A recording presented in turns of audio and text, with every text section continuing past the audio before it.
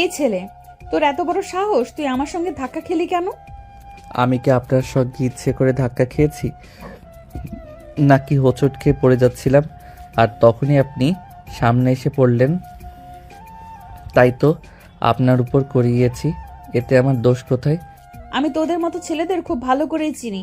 তুই ইচ্ছে করে আমার উপর এসে পড়েছিস, এখন আবার মিথ্যা কথা বলছিস। এত বড় সাহস তোর! দেখুন ম্যাডাম, প্রথমত আমি ইচ্ছে করে আপনার উপর বলিনি, আর দ্বিতীয়ত আমি মিথ্যে কথা বলতে কখনোই পছন্দ করি না। তাছাড়া আপনি কে এমন ব্যক্তি যার সঙ্গে আমাকে মিথ্যে কথা বলতে হবে? তোদের মতো ফাজিল মার্কা ছেলেদের আমার খুব ভালো করেই চেনা আছে। তোরা সুন্দরী মেয়ে মানুষ দেখলেই গায়ে পড়ে পড়ে ভাব নিতে চাস, তাই তো তুই ইচ্ছে করে আমার উপরে পড়ে গেছিস। একটা কথা ভালোভাবে শুনে রাখ, আজকের পর যদি কখনো আমার চোখের সামনে এসে পড়িস, তাহলে চিন্তা ভাবনা করে তারপর চোখের সামনে আসিস। কারণ আজ আমি তোকে ছেড়ে দিয়েছি, এর মানে কিন্তু এই নয় যে ভবিষ্যতে কোনোদিন আমার সঙ্গে অসভ্যতামি করতে আসলে আমি তোকে ছেড়ে দিব। ছেড়ে দেওয়ার ইচ্ছে না থাকলে ধরে তো রাখতে পারেন। আপনি তো যা ইচ্ছে তাই।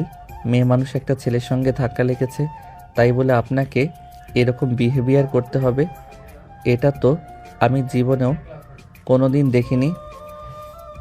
দূর সরেন, আপনি আমার ক্লাসের টাইম হয়ে গেছে। এই বলেই সাগর সেখানে আর এক মুহূর্ত দেরি না করে ক্লাসে চলে আসতো। আর এদিকে প্রথম ঘন্টা পড়তে প্রিন্সিপাল স্যার একটা মেয়েকে নিয়ে ক্লাসরুমের ভেতরে ঢুকলো। সাগর মেয়েটাকে দেখেই একদম চমকে গেল। একটু আগে যে মেয়েটার সঙ্গে কলেজের গেটে ধাক্কা লেগেছে, এটাই তো সেই মেয়ে। কিন্তু এই মেয়েটা এখানে কি করছে? এরকমই প্রশ্ন ঘুরপাক খাচ্ছিল সাগরের মনে। তখন সাগরের চিন্তা ভাবনায় বিচ্ছেদ ঘটিয়ে প্রিন্সিপাল স্যার বলে উঠল, ডিয়ার স্টুডেন্ট, এ হলো নদী, আমাদের কলেজের নতুন ম্যাডাম।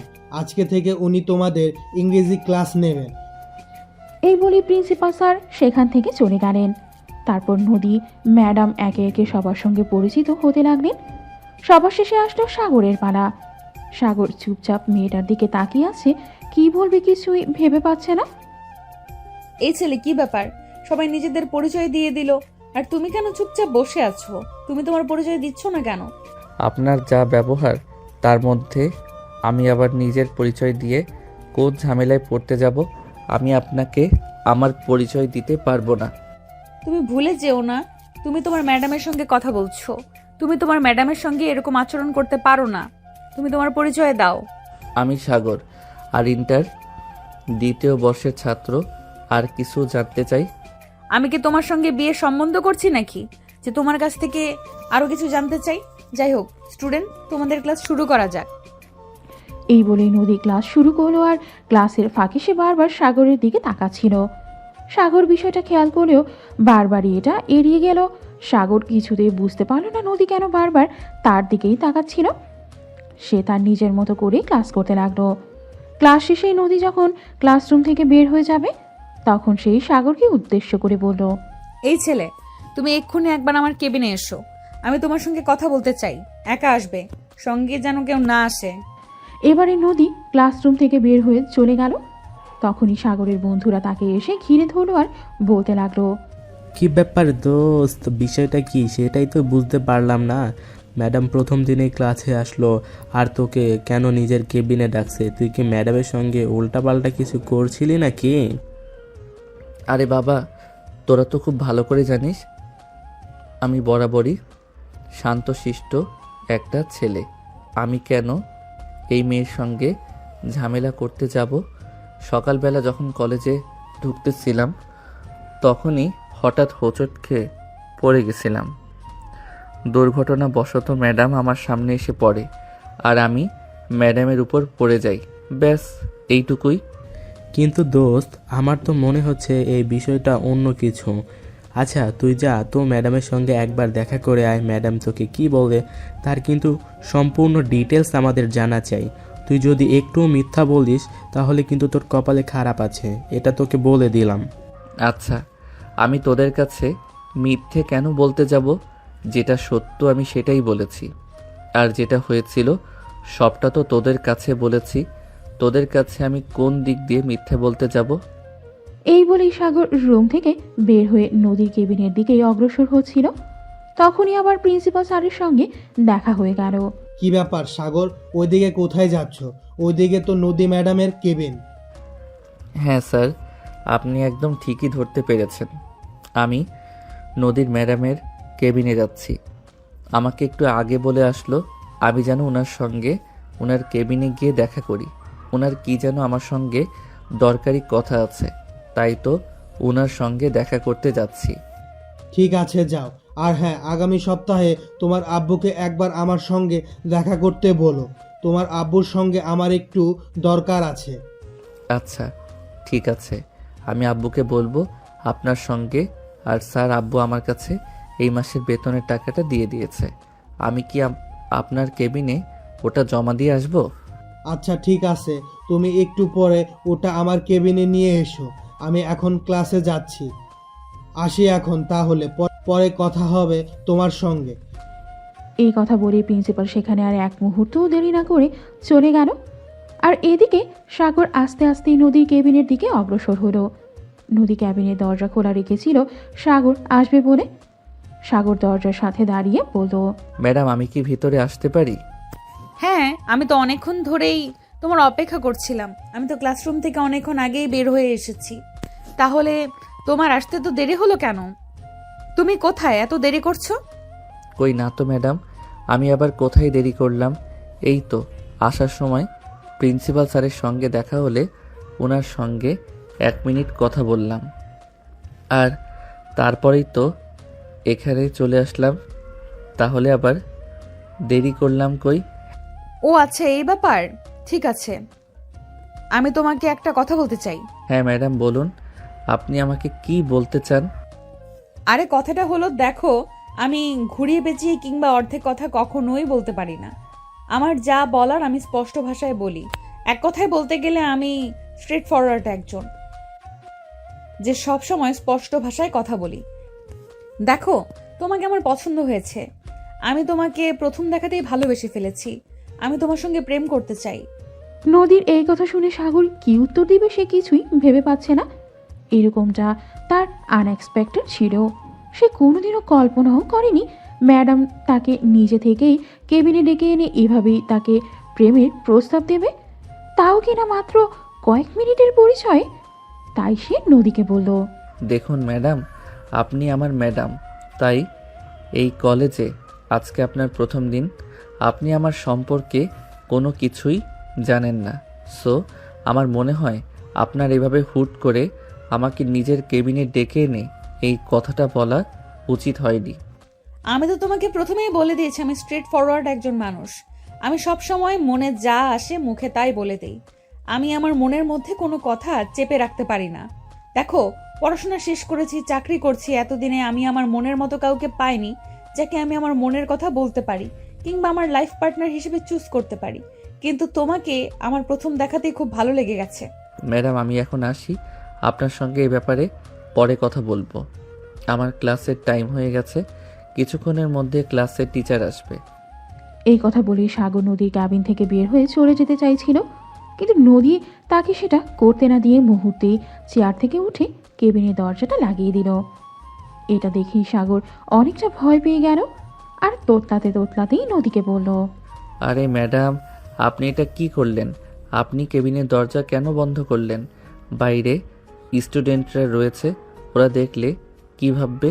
নদী কখনো পরে কি হবে সে চিন্তা করে কোনো কাজ করে না। আমি তোমাকে একটা কথা বলেছি, সেই কথার উত্তর যতক্ষণ না তুমি দিবে ততক্ষণ পর্যন্ত আমি তোমাকে এখান থেকে কোথাও যেতে দেব না। আমি ওয়েট করতে পারি না। সো তুমি আগে আমার কথার উত্তর দিবে, তারপর এখান থেকে বের হয়ে যাবে। এটা আপনি কেমন কথা বলছেন? আমি তো সেটাই বুঝতে পারছি না। আমি আপনার ছাত্র আর ম্যাডাম হই, আপনি আপনার ছাত্রকে প্রেমের প্রস্তাব দিচ্ছেন? আপনার লজ্জা করে না? লজ্জা করবে কেন? লজ্জা তো তাদের করে যারা জামা কাপড় ছাড়া ঘুরে বেড়ায়। আমি তো কাপড় পরে আছি, তাহলে আমার কেন লজ্জা করবে? লজ্জা করার কারণ কি আছে? আরে আপনি ম্যাডাম নাকি অন্য কিছু? আমি তো সেটাই বুঝতে পারছি না। আমি আপনাকে কি বললাম আর আপনি আমাকে কি শুনিয়ে দিলেন? আমি তো আপনাকে এটাই বললাম যে আপনি ম্যাডাম হয়ে আপনার ছাত্রকে প্রেমের প্রস্তাব দিচ্ছেন। এতে তো আপনার একটু হলেও লজ্জা করা উচিত ছিল, আর আপনি সেটা না করে আমাকে উল্টো আর একটা কথা শুনিয়ে দিলেন। আমি আবার কোথায় তোমাকে কথা শোনালাম? যেটা সত্য সেটাই বললাম। আমার সরাসরি কাপড় দিয়ে আবৃত হলে আমার লজ্জা করবে কেন? ম্যাডাম, আমার সামনে থেকে সরে দাঁড়ান। দরজাটা খুলে আমাকে বাইরে যেতে দিন। আমি আপনার জন্য কোনো সমালোচনাই করতে চাই না। এমনিতেই আমার বন্ধুরা সব সময় আমাকে সন্দেহ করে আর কলেজের এই সেই মেয়ে দিয়ে কথা উঠিয়ে দেয়। আমি এগুলো নিতে পারি না। আমি মেয়েদের থেকেই নিজেকে ধরে রাখার চেষ্টা করি। এখন থেকে তুমি চাইলেও মেয়েদের থেকে নিজেকে আর কখনো দূরে দূরে রাখতে পারবে না, কারণ তুমি আমার চোখে পড়ে গেছো। আর আমার চোখে পড়ে যাওয়া জিনিসটাকে আমি কখনোই আমার থেকে দূরে থাকতে দেই না। যেইভাবেই হোক আমার কাছে টেনে নিয়ে আসি, সেটা মানুষ হোক কিংবা কোনো জিনিস। এই বলে নদী সাগরের শার্টের কলার ধরে টান দিয়ে নিজের কাছে টেনে নেয়। আর তখনই সাগরের দুই ঠোঁটে নিজের দুই ঠোঁট ডুবিয়ে দেয়। সাগর ততক্ষণে নদীকে ধাক্কা দিয়ে নিজে থেকে সরিয়ে কেবিনের দরজা খুলে বাইরে বের হয়ে আসে। দরজার বাইরে অপেক্ষা করছিল তার দুষ্টু আর ফাজিল বন্ধুরা। সে দরজা থেকে বের হতেই বলল, কি ব্যাপার, কেবিনের দরজা বন্ধ করে ম্যাডামের সঙ্গে কি করছিলি ভিতরে? ভাই, ঠিক করে কথা বল। উনি আমার ম্যাডাম, আমি ওনার সঙ্গে আবার কি করতে যাব? এসব ফাইজলামো মার্কা কথাবার্তা একদম বলবি না বলে দিলাম। আমরা বলবো, একবার নয় 100 বার বলবো। তুই কি করবি? তুই কেবিনে দরজা বন্ধ করে ম্যামের সাথে কি করছিলি সেটাই বল। আমরা কিন্তু বাইরে থেকে সব শুনতে পেয়েছি। যখন সব কিছু শুনিয়ে নিয়েছে তাহলে আবার আমাকে প্রশ্ন করছিস কেন? তোকে কেন প্রশ্ন করেছি সেটা কি তুই বুঝতে পারছিস না, নাকি বুঝেও পেরেও না? সরে, তোকে কেন প্রশ্ন করছিস সেটা কি তুই বুঝতে পারছিস না, নাকি বুঝতে পেরেও না বোঝার ভান করছিস? ম্যাডামের সঙ্গে কি করেছিস সেটা আমরা তোর মুখ থেকে শুনতে চাই। আসলে শোন, তোরা আমার বন্ধু, আমি তোদের সঙ্গে সত্য কথাই বলি। ম্যাডাম আমাকে ডেকে নিয়ে সরাসরি প্রেমের প্রস্তাব দেয়। আমি তখন ম্যাডামকে কি বলবো কিছুই বুঝতে না পেরে সেখান থেকে চলে আসার চেষ্টা করি। আর তখনই ম্যাডাম দরজা আটকে দেয়।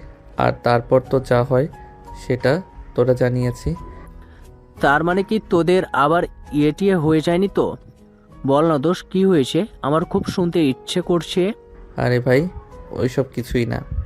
ম্যাডাম শুধু আমাকে জোর করে কিস করতে চাইছিল। আমি ম্যাডামকে ধাক্কা দিয়ে তারপর বাইরে চলে এসেছি। এই বলে সাগর তার বন্ধুদের নিয়ে সেখান থেকে চলে আসলো। আর ক্লাস করে কলেজ ছুটির পর বাসায় ফিরে আসে। বিকেলবেলা বন্ধুদের নিয়ে একটু হাঁটতে বের হবে।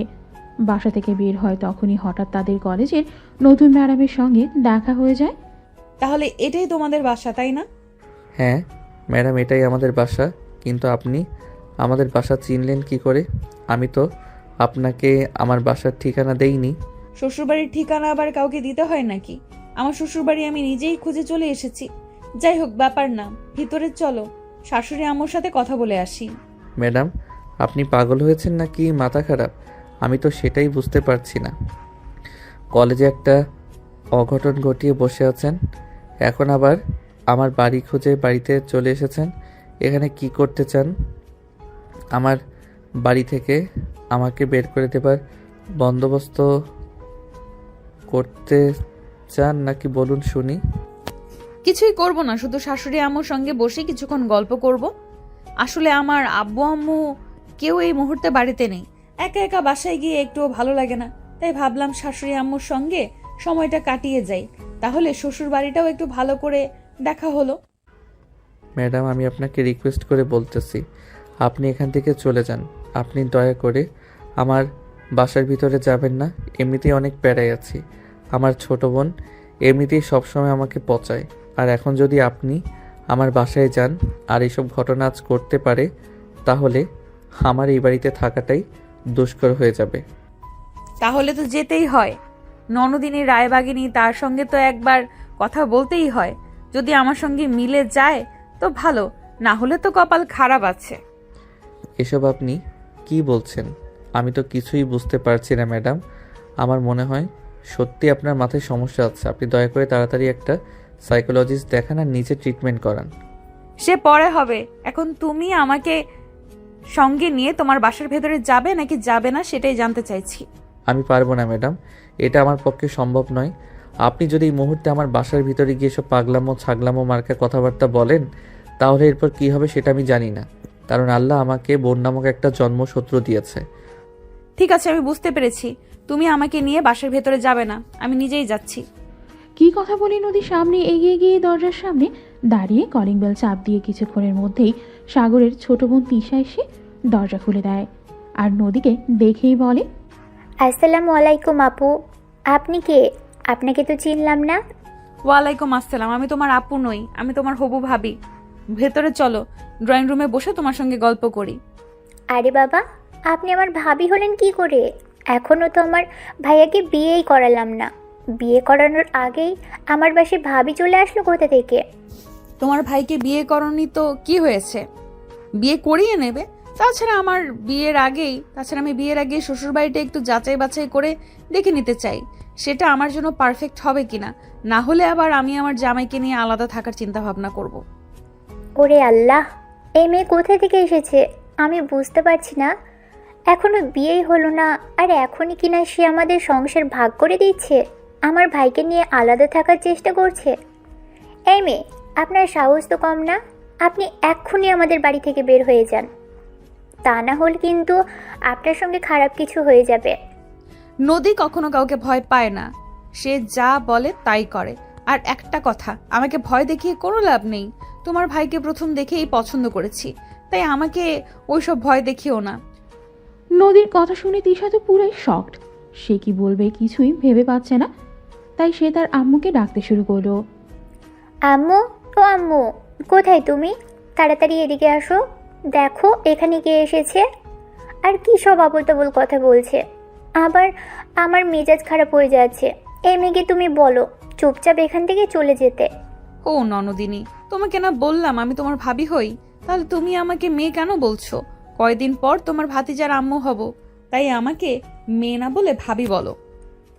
আইসে আমার ভাবি। এই শুনেন, আপনার মতো দজ্জালার শাকচুন্নি মার্কা একটা মেয়েকে আমি কখনোই আমার ভাবি বানাবো না। কারণ আমি যেমন চটা স্বভাবের, এরকম একটা রকচটা স্বভাবের মেয়ে যদি এই বাড়িতে বিয়ে হয়ে আসে, তাহলে আমার ভাইয়ের সঙ্গে 2 দিনও সংসার করবে না, আমার ভাইকে উষ্টা মেরে চলে যাবে। কিন্তু বিশ্বাস করো, আমি তোমার ভাইকে প্রথম দেখাতেই ভালোবেসেছি। আমি তোমার ভাইকে কখনো ছেড়ে যাব না, তাকে সারা জীবন নিজের কাছে রাখার জন্যই ভালোবেসেছি। এই শুনেন, আপনার এসব সস্তা ডায়লগ আপনি আপনার অন্য কোনো মক্কেলের জন্য রেখে দেন। এসব সস্তা ডায়লগ আমার কাছে জেনে কোনো লাভ হবে না। আপনি এখন এখান থেকে আসতে পারেন। ততক্ষণে সাগরের আম্মু সেখানে এসে পৌঁছে গেছে। দুজনের এরকম বাকবিতণ্ড দেখে তিনি জিজ্ঞেস করলেন, কি ব্যাপার তিশা, কি হয়েছে? এভাবে চেঁচামেচি করছিস কেন? আর এই মেয়েটাকে, এই মেয়ে তুমি কে, আর এখানে কেন এসেছো? নদী তখনই সেখান থেকে দৌড়ে গিয়ে সাগরের আম্মুকে সালাম করলো আর তারপর বলল, শাশুড়ি আম্মা, আমি আপনার একমাত্র ছেলের একমাত্র হবু বউ, আমাকে আশীর্বাদ করুন। এই মেয়ে, তোমার কি মাথা খারাপ হয়ে গেছে নাকি? আমার ছেলে এইটুকু বিচি, একটা ছেলের সবেমাত্র ইন্টার 2য় বর্ষে পড়াশোনা করছে। এখনই তো আমার ছেলেকে আমি বিয়ে করাইনি, তাহলে আমার পুত্রবধূ আসলো কোথা থেকে? হ্যাঁ শাশুড়ি আম্মা, আপনি একদম ঠিক কথাই বলেছেন। আপনার ছেলেকে আপনি এখনো বিয়ে করাননি, কিন্তু আপনার ছেলে যদি কাউকে বিয়ে করে তাহলে আমাকেই বিয়ে করবে, কারণ আমি আপনার ছেলেকে পছন্দ করি আর ভালোবাসি। আমি ছাড়া অন্য কোনো মেয়ের সঙ্গে আপনার ছেলের বিয়ে হতে আমি দেব না। দুনিয়াটা মগের মুলুক নাকি? আপনি যা বলবেন তাই হবে। আপনাকে আমি আগেও বলেছি আর এখনও বলছি, চুপচাপ আপনি এখান থেকে বের হয়ে চলে যান, তা না হলে কিন্তু আপনার সঙ্গে খারাপ কিছু হয়ে যাবে। হ্যাঁ, তুমি যেই হও না কেন, এখান থেকে বের হয়ে যাও। এখানে অযথাই সময় নষ্ট করো না, সবাই নিজেদের কাজে ব্যস্ত আছে, তোমার মতো ফালতু টাইম ওয়েস্ট করার টাইম কারণ নেই। শাশুড়ি আম্মা শোনেন, ননদিনী রায়বাগিনী সে আমার সঙ্গে খারাপ আচরণ করতেই পারে, কিন্তু আপনি আমার শাশুড়ি মা, আপনি আমার সঙ্গে এরকম আচরণ করতে পারেন না। কারণ হাজার হোক, আজ না হোক কাল আমি আপনার সংসারে আপনার পুত্রবধূ হয়ে আসব, তখন কিন্তু আপনাকে আমার সব কিছুই মেনে নিতে হবে। শোনো, চৌধুরী পরিবারের এখনো এতটা অসময় আসেনি, নিজের যাকে ইচ্ছে তাকে এই বাড়ির বউ বানাতে হবে। আর যে কেউ এসে বলবে যে এ বাড়ির পুত্রবধূ, আর এটাই আমাদের মেনে নিতে হবে। তুমি এখন দয়া করে আসতে পারো। এই কথা বলেই সাগরের আম্মু সেখান থেকে চলে গেল। আর এদিকে তিশা তখনও নদীর সঙ্গে কথা বলতে থাকলো। আপনি প্লিজ এক্ষুনি বের হয়ে যান, আমার কোচিংয়ে যাওয়ার সময় হয়ে গেছে, আমি কোচিংয়ে যাব। এই কথা বলেই তিশা দারোয়ানকে ডাকতে থাকে আর দারোয়ানকে বলল, আঙ্কেল, এই মেয়েটাকে বাড়ি থেকে বের করে দিন আর দরজাটাও বন্ধ করে দিন। আর একটা কথা খেয়াল রাখবেন, এই মেয়েটা যেন আর কোনো দিন এই বাড়িতে আসতে না পারে। কিন্তু তিশা মামুনি, এই মেয়েটা তো বলল এই মেয়েটার নাকি সাগর বাবার সঙ্গে বিয়ে হয়েছে, সে নাকি এই বাড়ির পুত্রবধূ, তাই তো আমি ঢুকতে দিলাম। আমি যদি ঢুকতে না দেই, তারপর যদি আপনারা আমাকে এই ব্যাপারে কিছু বলেন। এত চিন্তা করার কিছুই নেই। চৌধুরী পরিবারের এখনও এতটা খারাপ সময় আসেনি যে রাস্তার কোনো মেয়েকে চৌধুরী পরিবারের ছেলেরা বিয়ে করে নিয়ে আসবে। আপনি এই মেয়েটাকে এক্ষুনি বাড়ি থেকে বের করে দিন, আর যেন কোনো দিন এই মেয়েটা বাড়ির ভিতর আসতে না পারে। আচ্ছা ঠিক আছে, আপনি কোনো চিন্তা করবেন না, আমি এক্ষুনি এই মেয়েটাকে বের করে দিচ্ছি। এই মেয়ে চলুন আমার সঙ্গে। আপনি আমাকে মিথ্যা কথা কেন বললেন? আপনাকে প্রথমবার দেখে আমার সন্দেহ হয়েছিল। সাগর বাবা কখনোই এরকম না, এরকম খারাপ কাজ করতেই পারে না। সে তার বাবার মায়ের একমাত্র বাধ্য সন্তান। তার বাবা মা তাকে যেটা বলেছে সেটাই করে। কিন্তু আঙ্কেল বিশ্বাস করেন, সে আর বেশি দিন এরকম থাকবে না, কারণ আমি তাকে খুব দ্রুত বিয়ে করতে চলেছি। আর বিয়ের পর আমি তাকে আমার হাতের ইশারায় নাচাবো, সেটা আপনাকে বলে গেলাম, আর আপনি মিলিয়ে নেবেন। এই বলে নদী নিজেই বাসা থেকে বের হয়ে চলে গেল। এদিকে সাগর তার বন্ধুদের সঙ্গে আড্ডা দিচ্ছিল আর এই ব্যাপারে কথা বলছিল। দোস্ত, আমি আসলেই বুঝতে পারছি না, এই ম্যাডামের মনে হয় মাথায় সমস্যা আছে। আমি যখন বাসা থেকে বের হয়েছিলাম তখনই এই ম্যাডাম আমার বাসার সামনে আমাকে বলছিল আমি যেন তাকে বাসায় নিয়ে যাই আর আমার বউ হিসেবে পরিচয় দিই। কি বলিস দোস্ত? তাহলে তো খুবই সাংঘাতিক ব্যাপার। তারপর তুই কি করেছিস? আর এই ম্যাডামের মতো কি আমারও মাথা খারাপ হয়ে গেছে নাকি যে আমি বাসায় গিয়ে পাগলের মতো এসব কথা বলতে যাব? আমি চুপচাপ সেখান থেকে চলে এসেছি, ম্যাডামকে কিছুই বলিনি। তারপর কি হয়েছে আমি সেটা জানি না, এটা নিয়েই আমার খুব টেনশন হচ্ছে। আচ্ছা দোস্ত, ঠিক আছে, তুই চিন্তা করিস না। আমি এক্ষুনি তোর বোন তিশাকে একবার ফোন দিয়েছি, তারপর তিশার কাছ থেকে জেনে নেই ম্যাডাম কি তোদের বাসার ভিতরে গিয়েছিল নাকি। কথাটা বলে রাকিব আর এক মুহূর্তও দেরি না করে সঙ্গে সঙ্গে তিশার নাম্বারে ফোন দিল। 2-3 বার রিং হওয়ার পর তিশা ফোনটা রিসিভ করলো। আসসালামু আলাইকুম রাকিব ভাইয়া, কেমন আছেন? এতদিন পর হঠাৎ করে আমাদের কথা মনে পড়লো বুঝি? ওয়ালাইকুম আসসালাম। এই তো আল্লাহর রহমতে ভালোই আছি। তোমাদের কি অবস্থা? এই তো আছি ভালোই। তো এতদিন পর হঠাৎ ফোন করলেন? আসলে তো সেটা তোমার কাছে কিছুই লুকাতে চাই না, তুমি তো খুব ভালো করেই জানো আমি খুব বেশি দরকার না বলে কাউকে ফোন দেই না, তাই তোমাকে ফোন দেওয়ার একটা কথা জানার ছিল। হ্যাঁ, সেটা তো আমি খুব ভালো করেই জানি, আপনাদের দরকার না হলে আপনারা কাউকে ফোন দেন না। তাই তো জিজ্ঞেস করলাম কেন ফোন দিয়েছেন। না মানে আসলে আজকে তোমাদের বাসায় অপরিচিত কোনো মেয়ে গেছিল। মানে এই শুকনা ফর্সা লম্বা মেয়েটার কথা বলছেন? হ্যাঁ মানে তুমি একদম ঠিক বলতে পেরেছো। তার মানে মেয়েটা তোমাদের বাসায় গিয়েছিল। তো কি বললো তোমাকে, বলো তো শুনি। অতঃপর তিশা সবকিছু রাকিবের সঙ্গে খুলে বলে সবকিছু শুনে রাকিব বলল, হ্যাঁ তুমি একদম ঠিক ধরতে পেরেছো, এই মেয়েটার মাথায় সমস্যা আছে। সে অনেকের বাসায় যাচ্ছে আর এইসব পাগলের মতো কথা বলছে। এইসবে কান দিও না। আরে আমাদের কি মাথা খারাপ হয়েছে নাকি যে আমরা এই মেয়ের কথা বিশ্বাস করতে যাব? যাই হোক, বাদ দাও। তোমরা এখন কোথায় আছো? এই তো আমরা আমাদের বাসার পাশে যে ছোট্ট একটা পুকুর পাড় আছে ওইখানে বসে আড্ডা দিচ্ছি। আচ্ছা ঠিক আছে, একটা কাজ করো, আম্মু বলেছে বিকেলবেলা পাটিসাপটা পিঠা বানাবে। এখন তো মোটামুটি শীত পড়ে গেছে, সবাই চলে এসো, একসঙ্গে বসে গরম গরম পাটিসাপটা পিঠা খাবো। ও আচ্ছা ঠিক আছে, তাহলে সময় মতো চলে আসবো। আসলে আন্টির হাতে পাটিসাপটা পিঠা অনেক দিন খাওয়া হয় না, আন্টির হাতের পিঠা তো অনেক মজা হয়, চলে আসবো। অতঃপর রাকিব আর তিশা বেশ কিছুক্ষণ কথা বলেই ফোন কেটে দিল। আর এইদিকে ফোন কেটে দেওয়ার সঙ্গে সঙ্গে সাগর রাকিবকে জিজ্ঞাসা করল, আরে দোস্ত, তোকে কি এতক্ষণ কথা বলতে বলেছিলাম নাকি? তোকে তো বলেছিলাম শুধু তুই তিশার কাছে ম্যাডামের ব্যাপারে জিজ্ঞাসা করবি, আর তুই তো দুনিয়ার কথা বলা শুরু করে দিয়েছিস। তোর বোনকে তো তুই খুব ভালো করেই জানিস, যখন কোনো একটা কথা জিজ্ঞাসা করি তখন 14 গোষ্ঠী উদ্ধার করে ছেড়ে দেয়। তো আমার কি আর উত্তর না দিয়ে কোনো উপায় আছে নাকি? তাছাড়া যে গোয়েন্দা তোর বোন, যদি একটা ভুল কথা বলি সঙ্গে সঙ্গে সেটা ধরে ফেলবে আর আমাকে আরও 5টা কথা শুনিয়ে দেবে। আরে ভাই উদ্ধার কর, আমায় আসলে কি হয়েছে সেটাই বল। ম্যাডাম বাসায় গিয়ে কি করেছে? ম্যাডাম মনে হয় তোদের বাসায় গিয়ে উল্টাপাল্টা কিছু বলেছে, কিন্তু তোর বাসায় কেউ এইসব কথা বিশ্বাস করেনি। তোর বোন তো বলেই দিয়েছে যে সে ম্যাডামের কোনো কথাই বিশ্বাস করেনি, কিন্তু ভিতরে কি চলছে সেটা তো আমি বলতে পারবো না, তুই বাসায় গেলেই বুঝতে পারবি। আচ্ছা বাদ দে, এসব নিয়ে চিন্তা করতে ভালো লাগে না। এমনিতেই মন মেজাজ ভালো না, পড়াশোনায় মন বসাতে পারি না, পড়াশোনা করতে ভালো লাগে না, তার উপর আবার উটকো ঝামেলা এসে পড়লো। তুই উটকো ঝামেলা কাকে বলছিস? ম্যাডামের সঙ্গে প্রেম করতে পারে তো ভাগ্যের ব্যাপার। তুই যদি ম্যাডামের সঙ্গে প্রেমটা কন্টিনিউ করতে পারিস তাহলে তো তোর ভাগ্য খুলে যাবে। তোর আর কষ্ট করে পড়াশোনা করতে হবে না, ম্যাডাম তোকে সব পরীক্ষায় পাশ করিয়ে দিবে।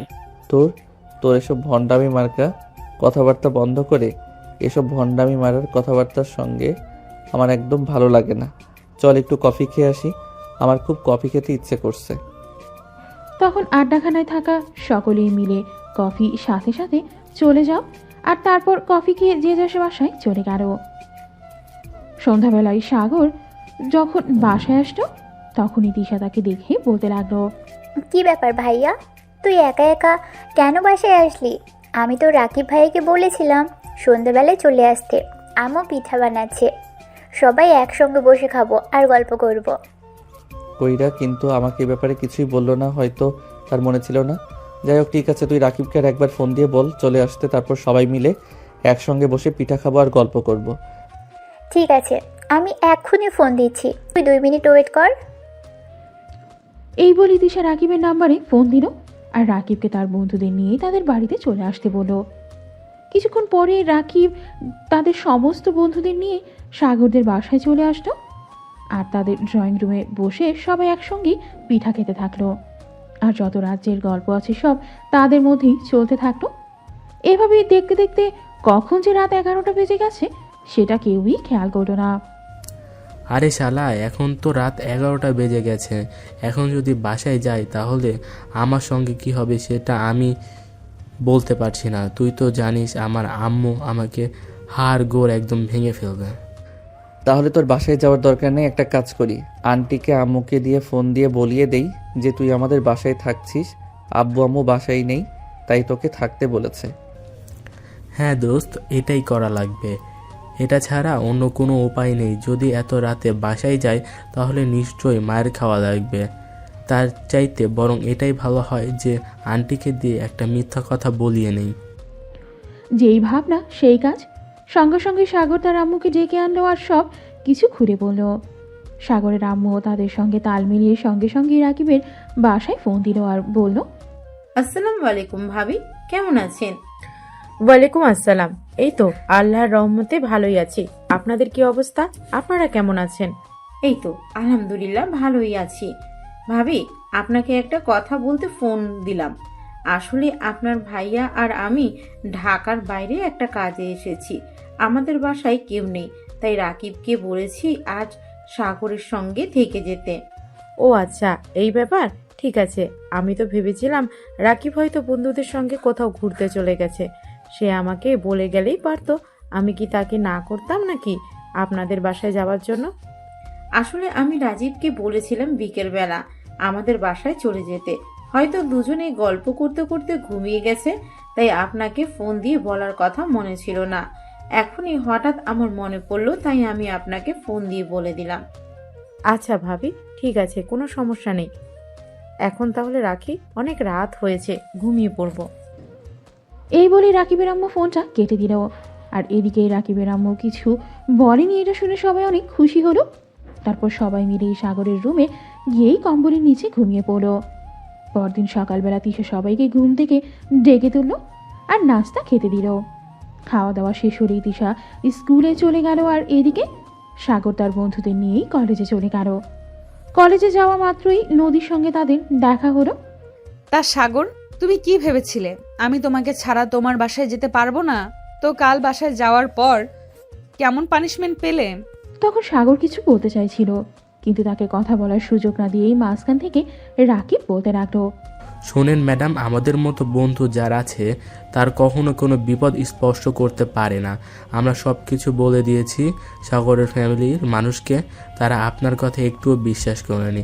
তাছাড়া তিশা তো বলেছে সে নাকি দারোয়ানকে বলেছে আপনাকে যেন নেক্সট টাইম ওদের বাড়িতে ঢুকতে না দেওয়া হয়। কেউ কি আমাকে বাধা দিয়ে আটকে রাখতে পারবে? এটাই তোমাদের মনের ধারণা? তাহলে আমি বলবো তোমাদের মনের ধারণা ভুল ছিল। আমি নদীকে আটকে রাখবে এরকম কোনো মানুষ এখনো আবিষ্কার হয়নি। অতপর আর কোনো কথা না বলেই নদী সেখান থেকে চলে গেল। আর এদিকে রাকিব সাগরকে বলতে লাগলো, দোস্ত, আমার মনে হচ্ছে তোর জন্য একটা বিপদ ঘনিয়ে আসছে। তুই আগে যে সতর্ক হ, নিজেকে সাবধান কর, তাহলে কিন্তু তোকে বিপদে পড়তে হবে। দোস্ত, কি করব সেটাই তো ভেবে পাচ্ছি না। ফাইনাল পরীক্ষার আরও 8 মাস সময় বাকি। এখন তো আর আমি চাইলেই কলেজ চেঞ্জ করতে পারবো না। কি করব সেটাই তো ভেবে পাচ্ছি না। হ্যাঁ, আমিও তো মনে মনে সেটাই চিন্তা করছি। এখন কি করা যায়? যা করতে হবে ঠান্ডা মাথায় চিন্তা ভাবনা করে তারপরে করতে হবে। যাই হোক, এখন ক্লাসে চল, আগে ক্লাস করা যাক, তারপর বাকি সব চিন্তা করা যাবে। অতপর সাগর, রাকিব আর সবাই ক্লাসে চলে আসে। কিন্তু কিছুক্ষণ পরেই ঘটল অঘটন। নদী ক্লাসে এসে সাগরকে নিজের কাছে ডেকে নেয়, আর অতপর সমস্ত স্টুডেন্টের সামনেই বলতে থাকে, স্টুডেন্ট, তোমাদের উদ্দেশ্যে বলছি, এই যে আমার সামনে দাঁড়িয়ে থাকা ছেলেটাকে দেখতে পাচ্ছ, এটা আমার ব্যক্তিগত জিনিস। দয়া করে কেউ এটা দেখে নজর দেবে না। ক্লাসের সমস্ত স্টুডেন্ট হাঁ করে তাকিয়ে আছে, কেউ কিছু বুঝতেই পারছে না। তখন আবার নদী বলতে থাকলো, আসলে তোমরা সবাই জানো আমি তোমাদের কলেজের নতুন টিচার। গতকালকে আমি প্রথম এখানে এসেছি, আর গতকালকে যখন আসি তখনই এই ছেলেটার সঙ্গে আমার একটা অ্যাক্সিডেন্ট হয়ে যায়, আর সেখান থেকে ছেলেটাকে আমার পছন্দ হয়ে যায়। আর তারপরে আমি সিদ্ধান্ত নিয়েছি আমি ছেলেটাকে ভালোবেসে বিয়ে করব। Please madam, stop this nonsense. আমি বুঝতে পারছি না একটা মানুষ কতটা বেকালের হলে এরকম কথা বলতে পারে। স্টুডেন্টস, ম্যাডাম যা বলছে সব মিথ্যা কথা বলছে। আমি ম্যাডামের ছাত্র, আর আমি কেন ম্যাডামের সঙ্গে সম্পর্কে যেতে যাব তোমরাই বলো। তুমি আমার সঙ্গে সম্পর্কে যাবে তার কারণ আমি তোমাকে ভালোবাসি। আর একটা কথা, আমি আজকে তোমাদের বাড়িতে যাব, দেখি আমাকে কে আটকায়। আমার শ্বশুর বাড়িতে আমি যাব, আমাকে আটকে রাখার সাহস কারোর নেই। এই বলে নদী সাগরকে ছেড়ে দিল। আর তারপর ক্লাস করতে থাকলো। ক্লাস শেষ হলে সাগর আর তার বন্ধুরা ক্লাসরুম থেকে বের হয়ে সোজা প্রিন্সিপাল স্যারের কাছে চলে গেল, আর সবকিছু প্রিন্সিপাল স্যারকে খুলে বলল। সবকিছু জেনেই প্রিন্সিপাল স্যার বলল, আসলে আমি বুঝতে পারছি না কি করব আর কি করা উচিত। যদি এই কলেজের নতুন টিচার এরকমটা করবে, এটা তো আমাদের কল্পনার বাহিরে। যাই হোক, তোমরা যখন বলেছ তখন আমি বিষয়টা দেখি কি করতে পারি। স্যার, এত কিছু হয়ে গেছে আর আপনি বলছেন শুধু বিষয়টা দেখবেন? এরকমটা হতে পারে নাকি? নদী ম্যাডাম একদম সাগরের বাসা পর্যন্ত চলে গিয়েছিল। এটা কি আপনার কাছে অল্প একটু কিছু মনে হচ্ছে নাকি? আপনি প্লিজ নদী ম্যাডামকে আমাকে থামানোর এরকম করাটা একদম ঠিক হচ্ছে না। ঠিক আছে, তোমরা যাও, আমি আজকে নদীর সঙ্গে এই ব্যাপারে কথা বলছি। অতপর ছাত্রছাত্রীরা সবাই ক্লাসরুমে চলে গেল। অতপর প্রিন্সিপাল স্যার নদী ম্যাডামকে নিজের কেবিনে ডেকে নিলেন। মিস, যদি আপনার নামে আমি এসব কি শুনছি? আপনি গতকালকেই এই কলেজে প্রথমে এসেছেন, আর এখনই এসব কি উল্টাপাল্টা পাগলের কর্মকাণ্ড শুরু করেছেন? আপনার কাছ থেকে তো আমরা এটা আশা করি না। এগুলো আপনাকে মানায় না। আপনি আমার বিষয়ে কি শুনেছেন সেটা আমি জানি না, আর কে আপনাকে আমার বিষয়ে কিছু বলেছে সেটাও আমি জানি না। তবে এইটুকু বলতে পারছি, যদি সাগর কিংবা তার ক্লাসের কেউ কিছু বলে থাকে তাহলে আপনি যা শুনেছেন তা একদম ঠিক। কারণ ছেলেটাকে আমি যখন প্রথম দেখেছি তখনই আমার ভালো লেগে গেছে। তারপর আমি আমার জীবনের যেরকম ছেলে চেয়েছি ছেলেটা একদম ঠিক সেই রকমই। তাই মিস নদী, আপনি ভুলে যাচ্ছেন নাকি এই কলেজের টিচার আর সাগর এই কলেজের স্টুডেন্ট? আপনার একদমই তার সঙ্গে এগুলো করা উচিত হচ্ছে না। আপনি যেটা করেছেন সেটা ভুল করেছেন। আপনি দয়া করে এই ভুল থেকে নিজেকে সরিয়ে আনেন। I am sorry to say sir, এটা আমার পক্ষে সম্ভব নয়, কারণ কাউকে ভালোবাসার পর তাকে ভুলে যাওয়া এতটাও সহজ নয়, ততটা সহজ করে আপনি বলছেন। তাই আমি ভুলে যাব না। আমি আমার ভালোবাসাকে আমার ভালোবাসা দিয়ে জয় করে নেব, সেটা আজ না হোক কাল। দেখুন, একটা কলেজের প্রিন্সিপাল হিসেবে যতটুকু দায়িত্ব পালন করার আমি ততটুকুই থেকে আপনাকে বলছি, এটা সম্পূর্ণ ভুল এবং আপনি এখান থেকে নিজেকে সরিয়ে আনুন। নদী তখন কোনো কথার উত্তর না দিয়ে চুপচাপ সেখান থেকে বের হয়ে চলে গেল। এদিকে কলেজ ছুটি হওয়ার পর সাগর আর তার বন্ধুরা যখন কলেজ ক্যাম্পাস থেকে বের হতে যাবে, তখনই নদী তাদের সামনে এসে দাঁড়ালো আর বলল, দেখো সাগর, আমি তোমায় ভালোবাসি, আর ভালোবাসা কোনো অন্যায় নয়। তোমাকে প্রথম দেখাতেই আমার ভালো লেগে গেছে, আর আমি তোমায় ভালোবেসে ফেলেছি। এখন আমি চাইলেও তোমার থেকে নিজেকে সরিয়ে আনতে পারবো না। তুমি যাই বলো আর যা কিছুই করো না কেন, তোমাকে ভুলে যাওয়া আর তোমাকে ভুলে থাকা কোনোটাই আমার পক্ষে সম্ভব নয়। অসম্ভবকে সম্ভব করতেই হবে। ম্যাডাম, আপনি ভুলে যাচ্ছেন যে আমি আপনার ছাত্র, আর ছাত্রকে কেউ এগুলো শিক্ষা দেয় না। আমাদের বাবা মায়েরা আমাদেরকে কলেজে পাঠায় পড়াশোনা করার জন্য, প্রেম শিক্ষার জন্য নয়। I know that, but I love you. Please you leave me. No, never. আপনাকে ভালোবাসা বা আপনার এসব পাগলামো মার্কা কর্মকাণ্ডে সারাই দেওয়া কোনোটাই আমার পক্ষে সম্ভব নয়। সো ম্যাডাম, আপনি আমাকে ক্ষমা করতে পারেন। এই বলি সাগর তার বন্ধুরা সেখান থেকে চলে আসতো। এদিকে বাসায় আসতে না আসতেই তার ছোট বোন তাকে ঘিরে ধরলো। ভাইয়া, আসলে আমি কালকের ব্যাপারটা বুঝতে পারছি না। সব কিছুই আমার উপর দিয়ে যাচ্ছে। ওই মেয়েটার সঙ্গে তোর কী সম্পর্ক একটু খুলে বল তো শুনি, তা না হলে আমার রাতে ঘুম হচ্ছে না। আরে পাগল, ওই মেয়েটার সঙ্গে আবার আমার কিসের সম্পর্ক থাকতে যাবে? ওই মেয়েটা আমাদের কলেজের নতুন টিচার, আর টিচারের সঙ্গে কি আমার কোনো সম্পর্ক থাকতে পারে নাকি? কিন্তু তারপরেও বিষয়টা আমার হজম হচ্ছে না। আমার মনে হয় এখানে কিছু গোলমেলে আছে। তা না হলে মেয়েটা কেন বললো সে তোকে ভালোবাসে? আরে ভাই, তুই বিশ্বাস কর, এই মেয়েটার সঙ্গে আমার কোনো সম্পর্ক নেই। সে আমাদের ক্লাসের নতুন টিচার, ব্যাস এইটুকুই।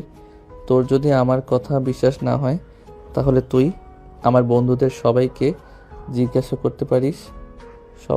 সবাই এই এক কথাই বলবে। আমি অলরেডি তোর বন্ধুদের জিজ্ঞেস করে নিয়েছি, তারাও এই কথাই বলেছে। তাই আমি তোকে জিজ্ঞেস করলাম, কারণ কথাটা আমার একটুও হজম হচ্ছে না। আমার কেন জানি বারবার মনে হচ্ছে এর পিছনে কিছু একটা আছে। তুই আবার তোর গোয়েন্দাগিরি শুরু করে দিয়েছিস। আচ্ছা ঠিক আছে, তোর যা ভালো লাগে তুই তাই কর। তবে একটা কথা মনে রাখিস, যদি গোয়েন্দাগিরি করে কিছু বের করতে না পারিস তাহলে কিন্তু তোর কপালে খারাপ আছে, এটা আমি তোকে বলে দিলাম। এই বলে সাগর সেখান থেকে চলে যাচ্ছিল। তখনই তার আম্মু এসে সেখানে উপস্থিত হলো, আর তার আম্মু তাকে সেই একই প্রশ্ন করতে থাকলো। আম্মু, আমি বুঝতে পারছি না ওই মেয়েটার মাথা খারাপ নাকি তোমাদের। আমি তোমাদেরকে বললাম এই মেয়েটার সঙ্গে আমার কোনো সম্পর্ক নেই। এসে আমাদের কলেজে নতুন টিচার, তারপরও তোমরা আমার কথা বিশ্বাসই করতে চাইছো না। আচ্ছা ঠিক আছে, তুমি প্রিন্সিপাল স্যারকে ফোন দিয়ে ডেকে নাও, আর তারপর প্রিন্সিপাল স্যারের কাছ থেকে সব কিছু জেনে নাও। তারপর কারোর সঙ্গে আর কোনো কথা না বলে সাগর নিজের রুমে চলে গেল আর ব্যালকনিতে বসে বই পড়তে থাকলো। তখনই হঠাৎ তার ফোনে একটা আননোন নাম্বার থেকে ফোন আসলো। সে প্রথমে ফোনটা রিসিভ করতে চাইল না, কিন্তু পরপর ফোনটা বেজে চলাতেই সে ফোনটা রিসিভ করতে বাধ্য হলো। আসসালামু আলাইকুম, কে বলছেন? তোমার হবু বউ বলছি। আপনার কি মাথা খারাপ হয়েছে নাকি? আপনি আমার বউ হতে যাবেন কোন দুঃখে? আমি আপনাকে যেটা প্রশ্ন করেছি আপনি সেটার উত্তর দিন। কে আপনি? আরে বাবা, বললাম তো আমি তোমার হবু বউ বলছি। নিজের বউকে কেউ চিনতে পারে না এরকমটা তো আমি এই প্রথম শুনলাম। সেখানে আমি তোমাকে পরিচয় করিয়ে দিলাম, তাও তুমি চিনতে পারছো না? কতক্ষণে সাগর আন্দাজ করে নিল এটা নদী ম্যাডাম ছাড়া আর কেউ হতেই পারে না। তাই সে বলল, আপনি আমার নাম্বার কোথায় পেয়েছেন? আমার কাছে তোমার নাম্বার জোগাড় করাটা খুব একটা কঠিন কাজ নয়। আমি খুব সহজেই তোমার নাম্বারটা পেয়ে গেছি। যাই হোক, তোমাকে একটা কথা বলার জন্য ফোন দিয়েছি। আপনি আবার আমাকে কি কথা বলবেন? দেখুন, উল্টাপাল্টা কোনো কথা বলবেন না। এমনিতেই মেজাজ খারাপ আছে। আপনার জন্য বাসায় তুলকালাম কাণ্ড শুরু হয়েছে। সবাই আমাকে একটার পর একটা প্রশ্ন করে যাচ্ছে আপনি আমার কে হন। ও এই ব্যাপার, এটা তো খুবই সহজ। আর সহজ বিষয় তুমি সবাইকে বলে দিলেই পারো আমি তোমার বউ হই। এটা নিয়ে এত চিন্তিত হবার কি আছে? হ্যাঁ, আমিও তো সেটাই বলছি যে আমি কোনো লোককে সবাইকে বলতে যাব আপনি আমার বউ হন। আপনার সঙ্গে আমার কোন জন্মে বিয়ে হয়েছিল আমি তো সেটাই জানি না। তোমাকে এত কিছু জানতে হবে না, আর জানার কোনো দরকারও নেই। আমি কাল তোমাদের বাসায় আসছি, কারণ তোমার বাবা কাল বাসায় থাকবে। আর হ্যাঁ, আমি কিন্তু তোমাদের জন্য দুপুরের খাবার রান্না করে নিয়ে আসবো। ম্যাডাম, আমি আপনার দুইটা পায়ে ধরি, আপনি দয়া করে আর আমার বাসায় আসবেন না। আমি আপনার জন্য কোনো ঝামেলায় পড়তে চাই না। আরে আরে, কি বলে? জামাই হয়ে বউয়ের পা ধরতে যাবে কেন? চিন্তা করো না, আমি কোনো ঝামেলা করব না। শ্বশুরবাড়ির সবাইকে নিজের হাতে একটু রান্না খাইয়ে তারপরেই চলে আসব। আসলে আমি রান্নাটা কেমন পারি সেটা একটু জানা দরকার। তাছাড়া শ্বশুরবাড়িতে গিয়ে তো আমাকে রান্না করতে হবে, তাই একটু ট্রেনিং নেওয়া। এই বলে নদী কোনো উত্তরের অপেক্ষা না করেই ফোনটা কেটে দিল। এদিকে সাগর পড়ে গেল মহা চিন্তায়। সে কি করবে আর কি করবে না সেটাই ভেবে পাচ্ছে না। নদী কেন এরকম পাগলামো মার্কা কর্মকাণ্ড করছে সেটাও তার বুঝে আসছে না। তাই সে সঙ্গে সঙ্গে তার বন্ধুর রাকিবকে ফোন দিল। দোস্ত, আমি কি করব কিছুই তো বুঝতে পারছি না। এই মেয়ে যা শুরু করেছে, আমার তো একদম মাথা খারাপ করে দেওয়ার মতো অবস্থা। আমি আর কিছুই ভাবতে পারছি না। আরে ভাই, কি হয়েছে সেটা তো বলবি। সেটা না বলে আমি বুঝবো কি করে? একটু আগে আমাকে ফোন দিয়েছিল, আর ফোন দিয়ে বলল সে নাকি আগামীকাল আমাদের বাড়িতে আসবে, তার রান্না করা কিছু খাবার নিয়ে আমাদের বাড়ির মানুষদের খাওয়াতে। এরপর কি হবে তুই সেটা ভেবে দেখেছিস? আমি কেন এত কিছু ভাবতে যাব? তুই আমার বন্ধু না শত্রু? তোকে আমি একটা ঝামেলার কথা বললাম আর তুই আমাকে বললি তুই কেন ভাবতে যাবি? আরে ভাই সরি, আমি তো আর জানতাম না তুই কিসের মধ্যে পড়েছিস, তাই তো আমি তোর কাছে জানতে চাইলাম। যাই হোক, চিন্তা করিস না, এত চিন্তা করে কোনো লাভ নেই, যা হয় সেটা পরে দেখা যাবে। এই বলে রাকিব ফোন রেখে দিল। আর এদিকে সাগরের চোখের ঘুম হারাম হয়ে গেছে। সে ভাবতেই পারছে না নদী কি করতে চলেছে। এদিকে এগুলো চিন্তা করতে করতে কখন যে সে বিছানায় শুয়ে ঘুমিয়ে গেছে সেটা তার খেয়ালই ছিল না। ঘুম ভাঙল পরের দিন সকাল 10টার দিকে। তার ছোট বোন তিশার ডাকে। এই ভাইয়া, ভাইয়া, কি হলো? তুই এখনো ঘুম থেকে উঠছিস না কেন? কাল সন্ধ্যায় তো কিছু না খেয়ে ঘুমিয়ে পড়েছিস। অনেকবার ডাকতে এলাম, তুই আর ঘুম থেকে উঠিসনি। কি হয়েছে তোর, বল তো শুনি। কই, আমার আবার কি হতে যাবে? আমার কিছুই হয়নি, আমি একদম ঠিক আছি।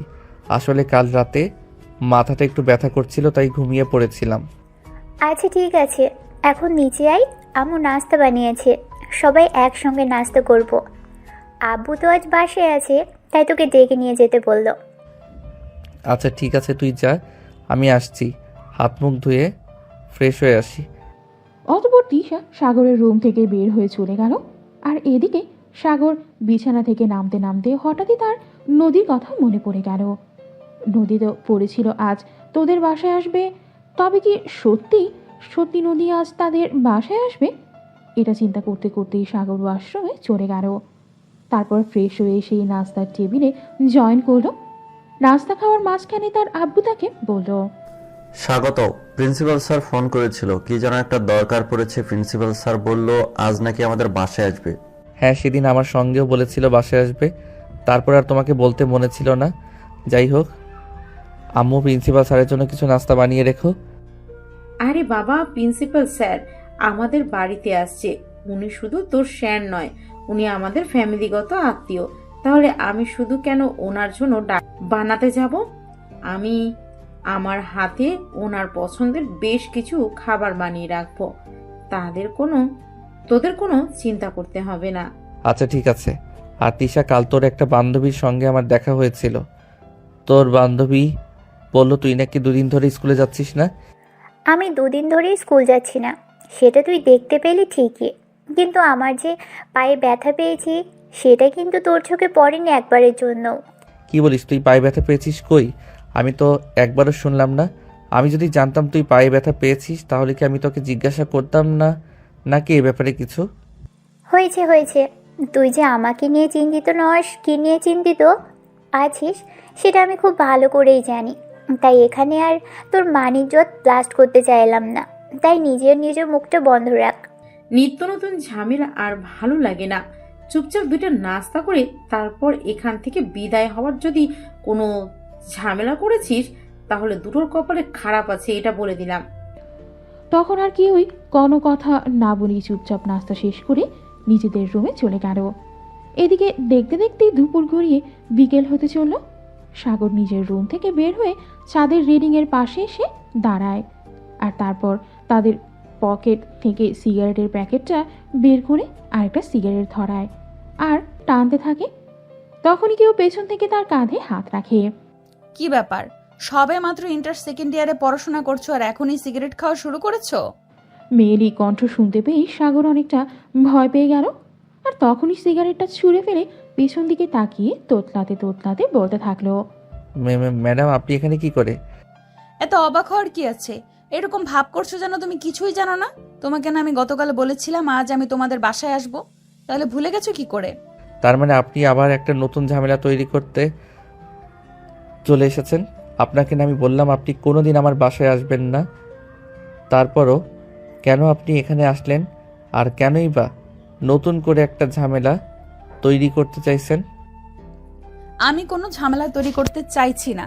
সেদিন এসেছিলাম, শাশুড়ি মা একটু ঝামেলা করতে চাইছিল, কিন্তু আজ যখন দেখলো আমি শাশুড়ি মায়ের পছন্দের অনেকগুলো খাবার রান্না করে নিয়ে এসেছি, তখন শাশুড়ি মার রাগ একদম নিমেষেই হাওয়া হয়ে গেছে। আরে এসব আপনি কি বলছেন? আমি তো আপনার কথার কিছুই বুঝতে পারছি না। হ্যাঁ আমি জানতাম তুমি বুঝতে পারবে না, তাই তো আমি তোমাকে খুঁজতে খুঁজতে ছাদে চলে আসলাম। নিচে চলো, নিচে গিয়ে নিজের চোখে সব দেখতে পাবে। সাগর তখন আর কোনো কথা না বলে চুপচাপ নদীর সঙ্গে নিচে চলে আসতো। নিচে এসে সে সত্যিই দেখতে পেল বাড়ির সবাই অনেক আনন্দ করে নদীর রান্না করে নিয়ে আসা খাবারগুলো খাচ্ছে। সে কিছুই ভাবতে পারছে না আসলে এসব কি হচ্ছে। তখনই হঠাৎ পেছন থেকে নদী বলে উঠল, কি হলো? এবার তো আমার বলা কথাগুলো বিশ্বাস হলো। তখন সাগর আর কোনো কথা না বলে চুপচাপ ডাইনিং টেবিলের সামনে গিয়ে দাঁড়ালো আর বলল, কি ব্যাপার, এসব কি হচ্ছে? আমি তো কিছুই বুঝতে পারছি না। এই খাবারগুলো তো আমাদের বাড়িতে রান্না হয়নি, তাহলে এগুলো আসলো কোথা থেকে এখানে? কথা না বলে আগে চুপচাপ টেবিলে খেতে বস, খাওয়া শেষ হলে তারপর তো সব কথার উত্তর দিব। আগে খেয়ে তো দেখ খাবারগুলো কেমন মজা হয়েছে। আমি খাবো না এই খাবার, আর তোরা ওই খাবার খাবি না। চুপচাপ এগুলো এখানে রেখে দে, তা না হলে কিন্তু ভালো হবে না, বলে দিচ্ছি। দেখ বাবা, সব সময় ঝামেলা করতে আসিস না। খাবারগুলো সত্যি অসাধারণ, একদম আমার মায়ের হাতে তৈরি খাবারের মতো। খুব ভালো লাগছে খেতে, তুইও খেতে বস। বললাম তো আমি এসব খাবার খাবো না, আর তোমরাও এসব খাবার খাবে না। তাহলে কেন তোমরা আমার কথা শুনতে পাচ্ছ না? এগুলো রেখে দাও। এই বলেই সাগর টেবিল থেকে এই খাবারগুলো সরিয়ে ফেলতে চাইলেও কিন্তু তার বাড়ির মানুষ তার বাবা বোন তার সেগুলো করতে দিল না। তারা খাবার খেতে ব্যস্ত। খাওয়া দাওয়া শেষ হলে সবাই ড্রয়িং রুমে সোফায় এসে বসতো, আর তখনই সাগরের আব্বু বলতে লাগলো, সত্যি তোমাকে আমাদের বাড়ির বৌমা হিসেবে পেলে নিজেদের জীবনটা ধন্য হয়ে যাবে। তোমার হাতের রান্না এত টেস্টি, সেটা তো আমরা ভাবতেই পারিনি প্রথমে। সত্যি কি তুমি আমার ছেলেকে বিয়ে করবে? হ্যাঁ শ্বশুর মশাই, সেটা আর বলতে হয় নাকি? আমি তো আপনার ছেলেকে বিয়ে করার জন্যই আপনাদের ইমপ্রেস করতে এসেছিলাম, কিন্তু আপনারা তো আগে থেকেই ইমপ্রেস। আমাকে আর খুব বেশি কষ্ট করতে হলো না। যাই হোক শ্বশুর মশাই, এবার আপনি আমাকে এটা বলুন যে আমাকে কবে আপনাদের বাসায় বউ বানিয়ে নিয়ে আসবেন? বৌমা, তুমি চাইলে আজকেই আমাদের বাড়িতে থেকে যেতে পারো। আজকে থেকে আমাদের বাড়ির দরজায় তোমার জন্য খোলা। আর সাগর, একটা কথা তোকে বলে দিচ্ছি, তুই কিন্তু কখনোই বৌমার সঙ্গে কোনো খারাপ আচরণ করবি না, তাহলে কিন্তু আমি তোকে ছেড়ে কথা বলবো না। আরে বাবা, তোমরা কি সবাই পাগল হয়ে গেছো নাকি?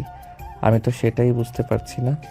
আমার তো মনে হয় এই মেয়েটা সবার ব্রেইন ওয়াশ করে নিয়েছে, তা না হলে কেন সবাই এরকম পাগলের মতো কথা বলছে? তোর যদি এরকমটা মনে হয় তাহলে সেটাই, আমরা তোকে কিছুই বলবো না, কারণ এরকম একটা মেয়েকে আমার ভাবি হিসেবে পাবো, এটা তো ভাবতেই আমার খুশি লাগছে। আচ্ছা ভাবি, আমরা তো সবাই খাবার খেয়ে নিলাম, তুমিও ভাইয়াকে নিয়ে খেয়ে নাও। আমাদের এখন একটা ঘুম দরকার, ঘুম দিতে পারলেই খাবারটা সহজে হজম হয়ে যাবে। ঠিক আছে, তোমরা সবাই নিজেদের রুমে চলে যাও আর বিশ্রাম নাও। আমি তোমার ভাইকে নিয়ে খেয়ে নেব, আর তারপর এগুলো গুছিয়ে রেখে তারপর আজকের মতো চলে যাব। আর হ্যাঁ শ্বশুর মশাই, আমি কিন্তু তাড়াতাড়ি এই বাড়িতে চলে আসতে চাই, আপনি একটু তাড়াতাড়ি ব্যবস্থা করবেন। ঠিক আছে বৌমা, তুমি এ ব্যাপারে কোনো চিন্তা করো না। আমি যত দ্রুত সম্ভব তোমার ফ্যামিলির সঙ্গে কথা বলে তোমাকে আমাদের বাড়িতে নিয়ে আসার ব্যবস্থা করছি। তবে হ্যাঁ বৌমা, একটা কথা তোমাকে বলার আছে। তুমি কিন্তু বিয়ের পর কখনোই আমার ছেলেকে নিয়ে আলাদা থাকার চিন্তা করতে পারবে না, কারণ আমি কিন্তু শুধুমাত্র তোমার হাতের এই ভালো রান্না খাওয়ার জন্যই তোমাকে এই বাড়ির বউ বানিয়ে আনছি। আরে শ্বশুর মশাই, আপনি কোনো চিন্তা করবেন না, আমি আপনাদের রেখে কখনোই কোথাও যাব না। আমি সারা জীবন আপনাদের সঙ্গেই থেকে যাব। আমি তো পরিবারের সবাইকে একসঙ্গে নিয়েই ভালো থাকতে চাই, অন্য কোনো উদ্দেশ্য নেই আমার। অতপর তিশা আর তার আব্বু আম্মু সবাই নিজেদের রুমে চলে গেল। আর নীল তখনও ডাইনিং টেবিলের পাশে ঠায় দাঁড়িয়ে আছে। সে যেন কথা বলার ভাষা হারিয়ে ফেলেছে। সে কি বলবে সে কিছুই বুঝতে পারছে না। কিভাবে কি হয়ে যাচ্ছে এগুলো সব মাথার উপর দিয়ে যাচ্ছে। তখনই তার ভাবনায় ছেদ ঘটিয়ে নদী বলে উঠল, কি হলো, সবাই তো খাওয়া দাওয়া করে নিজেদের রুমে চলে গেছে, এখন চেয়ারে বসো তুমি, আমি খাবারটা খেয়ে নেই। আপনার খাওয়ার ইচ্ছে হলে আপনি খেয়ে নিতে পারেন, আমি এই খাবার খাবো না, কারণ আমি খুব ভালো করে জানি আপনি এই খাবারে কিছু একটা মিশিয়ে এনেছেন আমাকে পাগল বানানোর জন্য। কিন্তু বিশ্বাস করেন, আমি অতটাও বোকা নই, আমি আপনার বানিয়ে আনা এই খাবার কখনোই খাবো না। এই কথা বলে সাগর সেখান থেকে চলে যেতে চাইছিল। তখনই নদী পেছন থেকে তার হাতটা ধরে ফেলল আর টান দিয়ে নিজের বুকের সঙ্গে মিশিয়ে নিল। আরে এটা আপনি কি করছেন? আপনার কি মাথা খারাপ হয়ে গেছে নাকি? এটা আমার নিজের বাড়ি, আর এখানে আমার ফ্যামিলির সবাই আছে। তাদের সামনে এসব লুচ্চামি মার্কা কর্মকাণ্ড করতে আপনার কি একটু লজ্জা লাগছে না? আরে না, একদম আমার যেন লজ্জা রাখতে যাবে। এটা তো আমার শ্বশুর বাড়ি, আর শ্বশুর বাড়িতেও জামাইকে নিয়ে রোম্যান্স করার জায়গা। সেখানে আমি আমার জামাইকে একটু জড়িয়ে ধরেছি মাত্র, তাহলে আমার লজ্জা কেন করবে? ঠিক আছে, আপনার যা ইচ্ছে তাই করুন, কিন্তু এখন দয়া করে আমাকে ছেড়ে দিন। আমি আপনার এসব কর্মকাণ্ড আর সহ্য করতে পারছি না। আমার এবার এগুলো থেকে একটু নিস্তার পাওয়া চাই। উফ, জামাই এত ব্যস্ত কেন হচ্ছ? আমি তো অন্য কারোর সঙ্গে রোম্যান্স করছি না, আমি তো আমার জামাইটার সঙ্গে একটু রোম্যান্স করতে চাইছি, তাহলে তো লজ্জা পাওয়ার কি আছে? আপনি আমাকে নিজে থেকে ছাড়বেন নাকি আমি আপনাকে ধাক্কা দিয়ে ফেলে দিব? তুমি কোনোটাই করতে পারবে না। এই কথা বলে সঙ্গে সঙ্গেই নদী সাগরের মাথাটা নিজের দিকে চেপে ধরল আর তার ঠোঁট দুটো অনবরত চুষতে থাকলো। এভাবে প্রায় 5 মিনিট চলে গেল। 5 মিনিট পর নদী সাগরকে ছেড়ে দিয়ে সোজা হয়ে দাঁড়ালো আর তারপর বলল, সিগারেট খেলেও কিন্তু ঠোঁট দুটো হেভি মিষ্টি। আর হ্যাঁ জামাই শোনো, এখন থেকে কিন্তু সিগারেট খাবে না, সিগারেট খেলে ঠোঁট কালো হয়ে যায়। আমার কিন্তু তোমার ঠোঁট চুষে খেতে ভালো লাগে, কালো হয়ে গেলে কিন্তু ঠোঁটগুলো দেখতে ভালো লাগবে না। এই ছাড়ুন তো আপনার এসব ছাগলামো মার্কা কথাবার্তা। আমার ঠোঁট আমি কি করব না করব সেটা তো একান্তই আমার ব্যক্তিগত ব্যাপার। আমি তো আপনার কোনো কথা শুনবো না। তাহলে কেন আপনি অযথাই আমাকে পরামর্শ দিতে যাচ্ছেন? আমি কখনোই স্বার্থ ছাড়া কোনো কিছুই করি না। আমি তোমাকে বিয়ে করতে চলেছি, তাই তোমাকেও উপদেশ দেওয়াটা আমার কর্তব্য। তাই আমি তোমাকে উপদেশ দিচ্ছি। এখন তুমি আমার উপদেশ মতো চলবে নাকি নিজের ক্ষতি নিজেই ডেকে আনবে, সেটা তো তোমার ব্যক্তিগত ব্যাপার। এই ব্যাপারে তো আর আমি তোমাকে কিছুই বলতে পারবো না। তাহলে এখন দয়া করে আমাদের বাড়ি থেকে চলে যান, আর আজকের পর আপনি যদি কখনো এই বাড়িতে না আসেন তাহলে আমি সবচাইতে বেশি খুশি হব। নদী তখন একটা শয়তানি মার্কা হাসি দিয়ে বলতে লাগলো, কিন্তু জামাই বিশ্বাস করো, তোমার খুশিতে আমার কিছুই যায় আসে না। আমার কাছে আমার খুশিটাই সবচাইতে আগে। আগে নিজে ভালো থাকবো, তারপর চারপাশের মানুষকে ভালো রাখার চেষ্টা করব। নিজে ভালো না থেকে তো আর কাউকে ভালো রাখতে পারি না, তাই নাকি? আপনার সঙ্গে আর 5 মিনিট কথা বলে আমি নিশ্চিত আমাকে পাবনায় চলে যেতে হবে, কারণ আপনি যেসব কথাবার্তা আর কর্মকাণ্ড করছেন সেগুলো পাগল ছাগল ছাড়া অন্য কারোর কাজ নয়। এই বলে সাগর নিজেকে নদী থেকে ছাড়িয়ে নিয়ে সোজা রুমে চলে গেল আর দরজাটা আটকে দিল। নদীও তার পেছন পিছনে উপরে চলে আসতো আর দরজার বাইরে দাঁড়িয়ে দরজায় নক করতে করতে বলল, আর জামাই তুমি তো বড্ড ভীতু, আমার ভয়ে তুমি দরজা লাগিয়ে দিলে, এটা তো আমি কল্পনাও করতে পারিনি। যাই হোক, আমি চলে যাচ্ছি, কাল সকালে দেখা হচ্ছে। সাগর তখন নদীর কথার আর কোনো উত্তর দিল না, চুপচাপ ঘুমের মধ্যেই বসে রইল। আর তার ঠিক কিছুক্ষণ পরই তার বন্ধুর রাস্তাকে ফোন দিল। কি ব্যাপার দোষ, কেমন আছিস? সারাদিন কোনো একটাবার ফোন দিলি না। এই তো আছি কোনো রকম, শরীর আর মন কোনোটাই ভালো নেই, তাই কাউকেই ফোন দেইনি।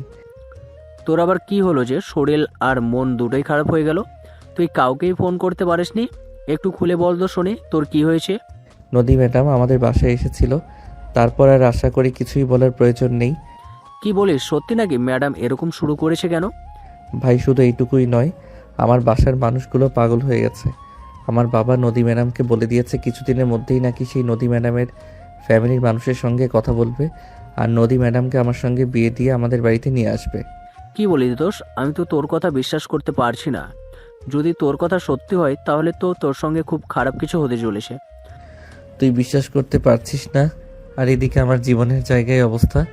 আচ্ছা দোষ, ঠিক আছে, যা করবি ভেবে চিন্তা করিস, নিজের খারাপ হবে এমন কিছুই করিস না। রাখি তাহলে। এই বলে রাজ ফোনটা কেটে দিল। আর এদিকে সাগরের মাথা খারাপ হয়ে আসছে, সে কিছুই ভাবতে পারছে না তার সঙ্গে এগুলো কি হতে চলেছে। তখনই হঠাৎ তার ছোট বোন তিশা তার রুমের দরজার সামনে এসে নক করতে থাকলো। আয় ভাইয়া, ভাইয়া কি হলো?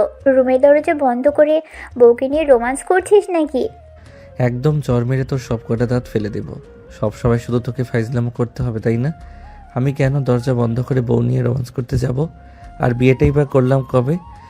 তাহলে রুমের দরজা বন্ধ করে রেখেছিস কেন? দরজাটাকে খোল, তারপর তোকে বলছি।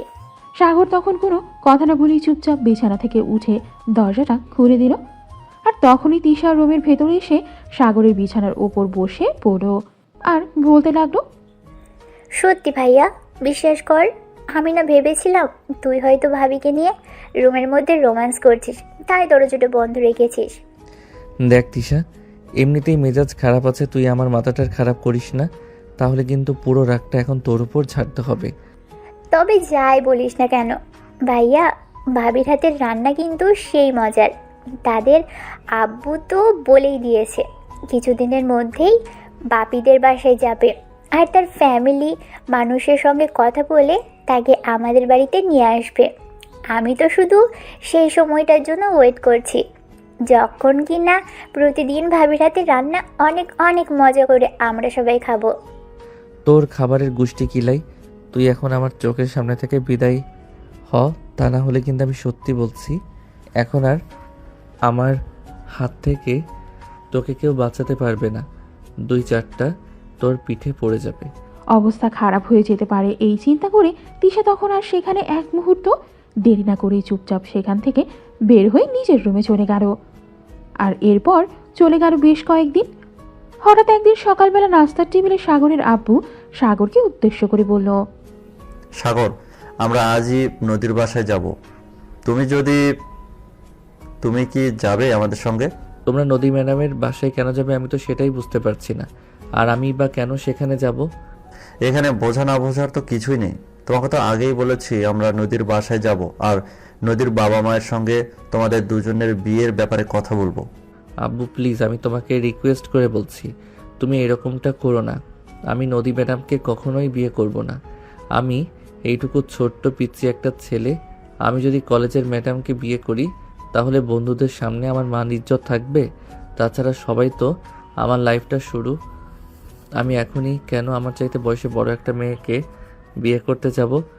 দেখো সাগর, তুমি এটা খুব ভালো করেই জানো আমার মুখে মুখে কেউ তর্ক করুক এটা আমি কখনোই পছন্দ করি না।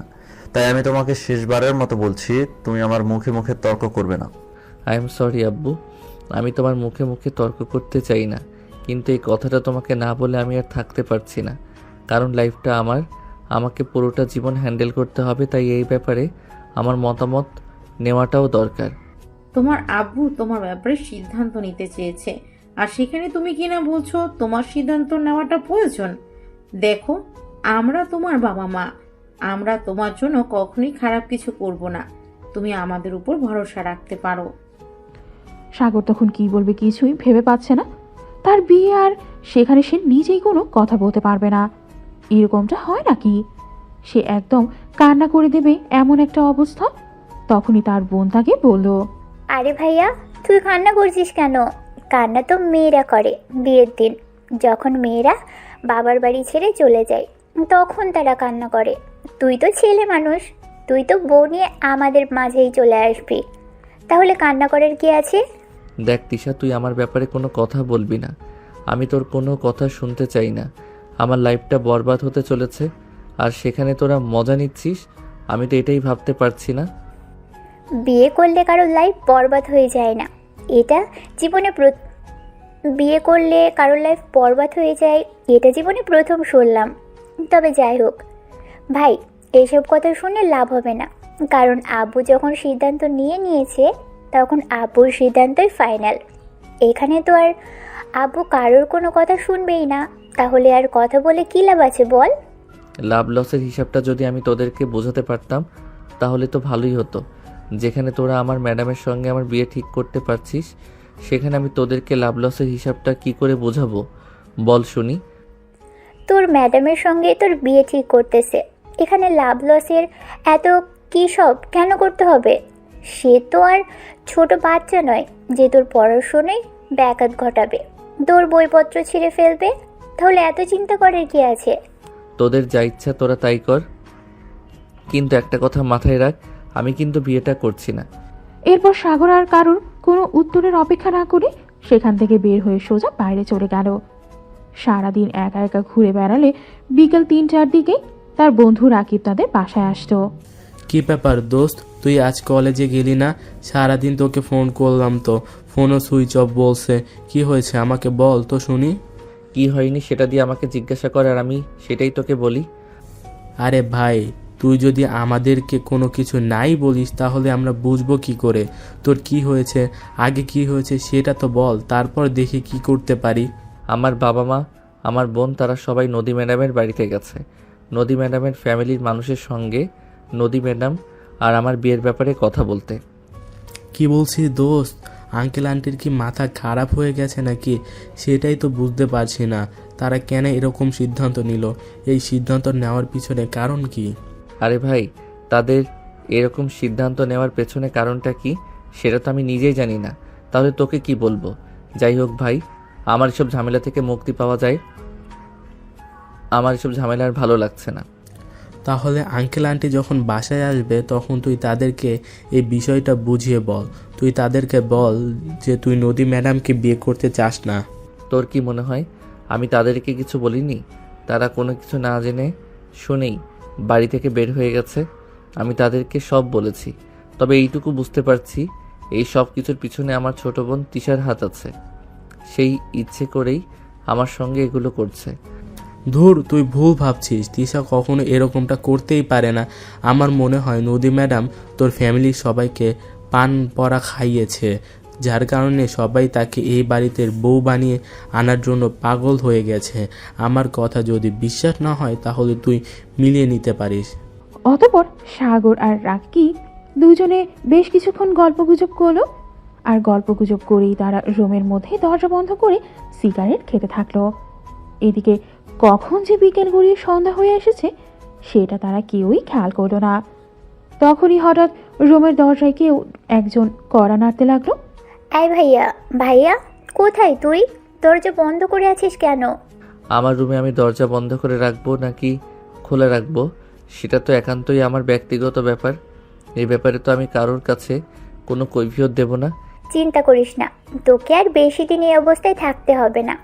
আব্বু তোর বিয়ের দিন তারিখ ফাইনাল করে এসেছে, কিছুদিনের মধ্যেই ভাবি এই বাড়িতে চলে আসবে। তখন থেকে আশা করি আর আমাদেরকে কৈফিয়ত দিতে হবে না, যার জামাই সেই কৈফিয়ত নেবে। তিশা, তুমি এগুলো কি বলছো? কিছুই তো বুঝতে পারছি না। যেখানে সাগর নদী ম্যাডামকে একদমই পছন্দ করে না সেখানে তোমরা বিয়ে ঠিক করে এসেছো, এটা তো ভাবতেই পারছি না। ভাবতে না পারলেও কিছুই করার নেই, যেটা সত্য সেটাই বলছি। আব্বু আম্মু নদী আপুর সঙ্গে ভাইয়ের বিয়ে ঠিক করে এসেছে, আগামী সপ্তাহে বিয়ে।